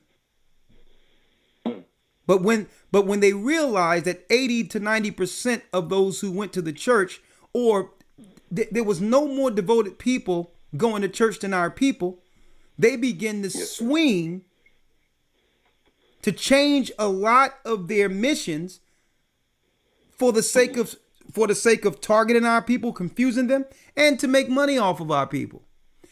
Jehovah's Witnesses at the helm are Satanists. Charles Taze Russell was a 33-degree Mason, Satanist. A pyramid is over his grave right now. A matter of fact, I'm going to pull up online real quick so that everyone can see this, so that you can't think I'm making this up. Charles Taze Russell's. Yeah. I'm going to show up for the people, though, all right? Because I don't want them to think that I'm personally smearing someone. Charles Taze Russell, the demon, Charles Taze Russell grave. And see, they purposely, listen to me, I'm going to let you speak, brother. Yes, sir. He purposely, that organization purposely deceived people. Purposely. Here you go. Let me pull it up. Hold on. Let me get it. Hold on. Somebody so you can't think I'm making this up. Come on. Man, I ain't never seen my computer act out like this. But, I can understand I'm pulling up one of their devils. This coming Friday, for Patreon, I'm going to be going into Abraham Lincoln's racist comments. Because a lot of our people believe that he was a guy, that Abraham Lincoln was for black people. So I'm going to be dealing with that to show you all of Abraham Lincoln's racist comments. He was the worst of people. All right? He was a demon. Now, I know you're saying, but man, Elder, you talking about the Charles Taze Russell, Abraham Lincoln was a Satanist? Who can we trust? Christ. That's who. Every leader that we uphold in America was given to us. Hold on. Let me also. Hold. Let me show it. Let me show you. You know what? Mm-hmm. There go Charles Taze Russell's. Great. So he's living with his fathers right now. His fathers are bound in hell. The fallen angels he worshiped. Okay? So anything else you like to say about yeah, there you go. 33-degree Mason, Satanist, who came up with it. Matter of fact, if it was up to Charles Taze Russell, he said Christ would be back by what? What? It's supposed to be 1894. He said Christ was going to be back. And it was a lot of false. And it didn't happen. And then when it didn't happen, the Russellites claimed, well, he did come. He came in spirit. And now he's ruling from the throne. And the only one know about it is the warlock called Charles Taze Russell. And, yeah. See, that's what happens when you listen to Edomites concerning prophecy. What you got next? You know, and waking up to the truth, I want to serve, you know, God's kingdom, especially until the remaining prophecies are fulfilled. I just wanted to make one quick comment. Yeah. Like I mentioned, I'm 27 years old. I work for the 5th largest bank in the world. We make over $500 million a day. Using that connections, I live in Dallas.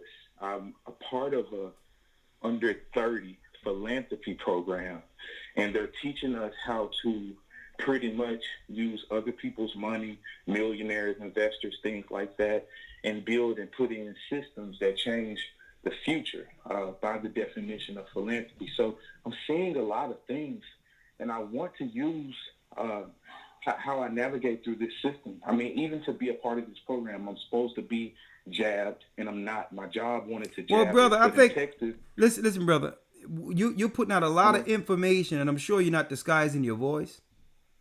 So let me help you out real quick. This is private information that must be talked about privately. Okay. So I'm going to have Elder Ramar take down your number, and we'll do it because I want you to keep your position with the job to help maneuver. I don't want you to tell people whether or not you made a decision on the jab. Christ says, I send you out as sheep. Huh?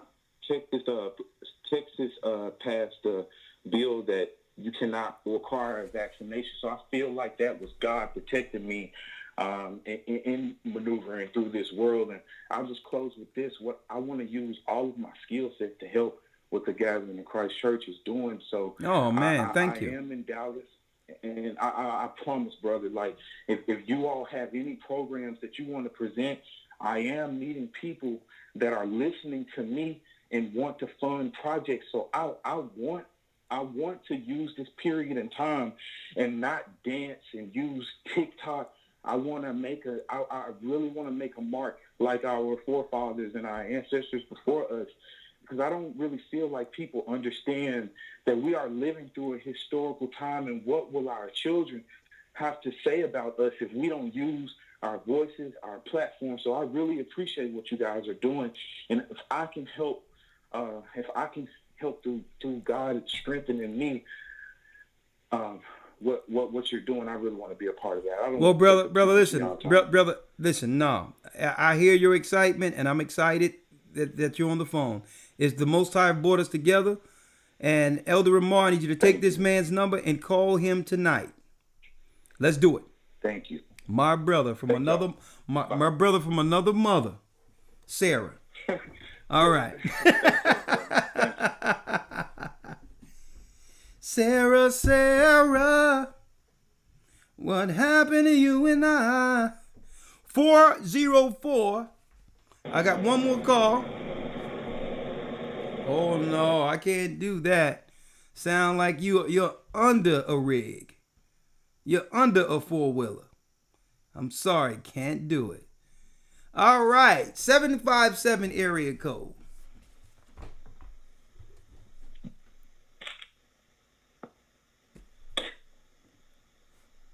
Oh no. Well, here we go. She been waiting for 56 minutes and 50 seconds. I'm sure she has a bullet point, everything written down. And she has 2 minutes to spill the beans. Ladies and gentlemen, Sunshine.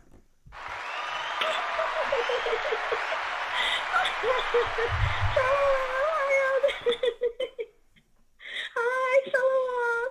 Hi, Elder. Hello? What's going on? Hello? What's happening? Hi, Shalom. I'm finished and I'm done. I got kicked out and then I got back in. Elders. Oh, well, first of all, it was really funny looking at some of the black exploitation videos and cartoons, but I just wanted to say, say the trick is set for us all. Satan deceived the whole world. They set up the women to experience the coddling from all of these social programs, like you were mentioning, and used us to attack and go against and discard our own black men who were meant to be our protectors, teachers, and true rulers to guide us and keep us safe. Then once the dependency of the women on everything that is the system became impossible for us to be released from, since the men were now out of the picture, these same women used against our own men are now turned on and attacked by those who set them up. Without a king, we are defenseless as women, and we can't hold on to anything the nations do not want us to keep, without our men. So they use us as, like you were talking about, booty against booty, property against property, in any which way they would choose. In many ways, they brutally and despitefully use us. In other ways, they use us as lackeys to oppress our own people with temporary benefits that really is like a mind game and illusion, because they take the same lackeys and dispose of them later after they're no longer usable towards our destruction as a nation. And they see us all, according to what Hillary Clinton said, as that tribal, religious, ethnic, racial people, and believe that we are all expendable, that our lives are only worth what the pagan Christians, Mormons, Muslims, Hindus, the happy Babylonians believe that it's worth, because they're all really of the same web of lies that's spun against our people to keep us in bonds. And this is why there's the same unchanged attitudes across time and racial lines towards the children of Israel, and especially the children of Judah, the seed from which Christ came. So East Indians look down upon the darkest of our people. The Arabs and Asians see us as slaves, and the Amalekites continue the same programs from the days of Moses to destroy the weakest of us. So the Psalms 83 conspiracy that the lawyer read is clearly seen now for those that can see, but the solutions are coming forward, like a lot of people were talking about, for what we can do one Israelite at a time as we occupy the unbalanced world for a time. Number one, we can see, we can start, like you said, to follow the Most High's laws, and then we can read more, especially when it comes to our legal rights, so that no amount of media propaganda can shake us out of common sense into what we are now witnessing in this 2020 campaign is utter nonsense. And we need to think on, like, what people have been talking about, the gifts the Most High has bestowed upon all of us within our individual tribes and homes as Israel, the apple of his eye, and pray for guidance to tap into some of that creativity that we always have and have used for the centuries to build these nations and these kingdoms around the earth. And we have all the blessed. You're running out of time. You're running out of time. Okay.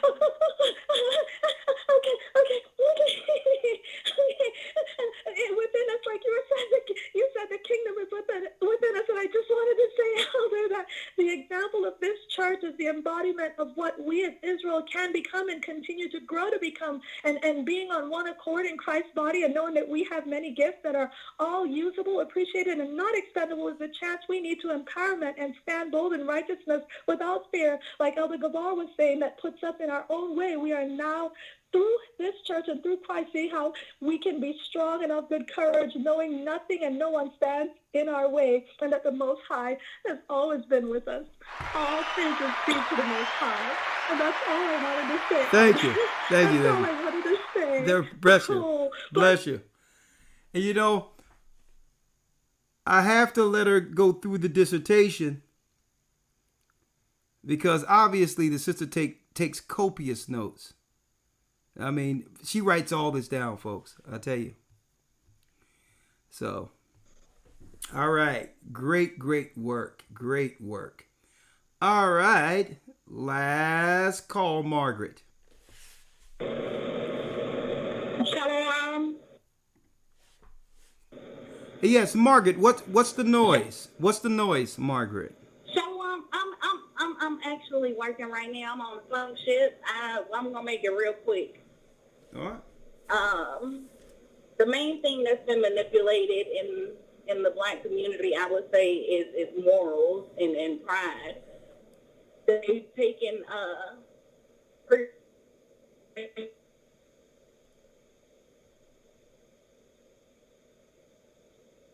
Margaret? Growing up, of course, the Southern.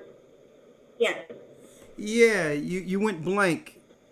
You want to start over? Can you hear me? Yes. Okay. No, I was saying, as far as the manipulation, the thing that has been manipulated is our morals and our pride. I'm only 28, and I remember growing up in a Southern Baptist church, and it was certain things that were very simple, you know, coming up as a child, as far as wearing a slip or wearing a dress or, you know, just being covered, period. The mothers in the church all having safety pins to where if your cleavage was showing, you know, or if you were showing too much, you might not have been showing anything, but it wasn't good enough for them, so here's a body pin, you know. Yeah. But that has been completely taken away to where people are trying to come back and find some type of compass. That's why you have people going crazy in this conscious community where women are running around. Pretty much it's like a free spirit movement all over again, except for now it's like, you know, we're the hippies. Great point. Great and point. As far as the pride, like you touched on earlier, pride has been turned to just simply LGBT. Like there's nothing to take pride in unless it's the rainbow, as far as, you know, that aspect. Therefore, we're no longer taking pride in our communities. We're no longer taking pride in ourselves. We're no longer taking pride, just period. It's been taken away with our morals. So that's pretty much all I wanted to say on that. And also, I've been following you all for since 2019, and I would like to get baptized. I'm in Atlanta. Okay. Right now, I'm working crazy hours to do the purpose that I feel like the Most High set me here for, which is building and finding refuge for His people. Okay. So, not to say I don't have time, because I have time for Him. It's not anything. Okay. But it's tunnel vision for me, you know, especially at this detrimental time that we're in. Okay, well, this is what I'll do. Elder Ramar, I need you to text her number to Baruch in Atlanta so that we can get her into the congregation as soon as possible. So you should. Okay, I would like that. Okay, Margaret. So you should have a call no later than Friday. Welcome to the body of Christ. All right. Thank you, and shalom, and thank you for what you and the other elders do. Shalom, and thank you for joining us on GOCC Media. And I hope that you are part of the Hebrew and Bible Academy. It will be the, I see those bombs up there. I see Hayim and Yasha Allah with those bombs. Yeah, that's right. The Academy is going to be off the chain. I wish, but not yet. Huh? I would I would love to be baptized in the body as well. So okay, yeah. If I could get a call. No problem. Just, hey, you're going to get a call. We got your number, Margaret. Make sure you write that down, Elder Ramar. And like I said, you're going to get a call by Friday to be a part of the body, but make sure you're in that academy because there's some stuff we're going to be dropping that cannot be dropped on YouTube, okay?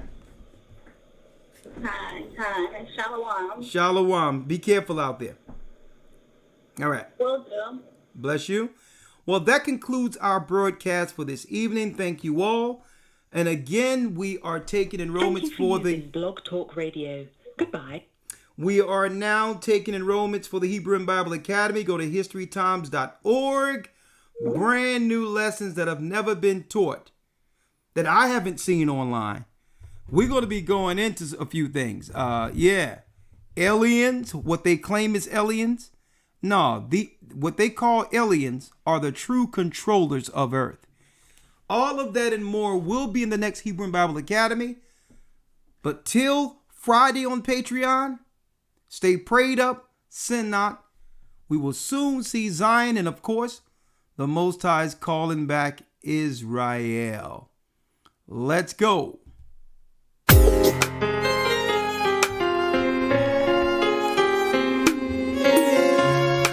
Support the work. $ GOCC 144 donate. The East is where we're from. The 12 tribes of Israel. In 721 BC, the Assyrian king, he took us down, we fell. With a great escape we went to the Euphrates. The Lord held the water still. To a land where no mankind dwelt, we went. The 12 tribes of Israel. That's who we be, Manasseh, the Cubans.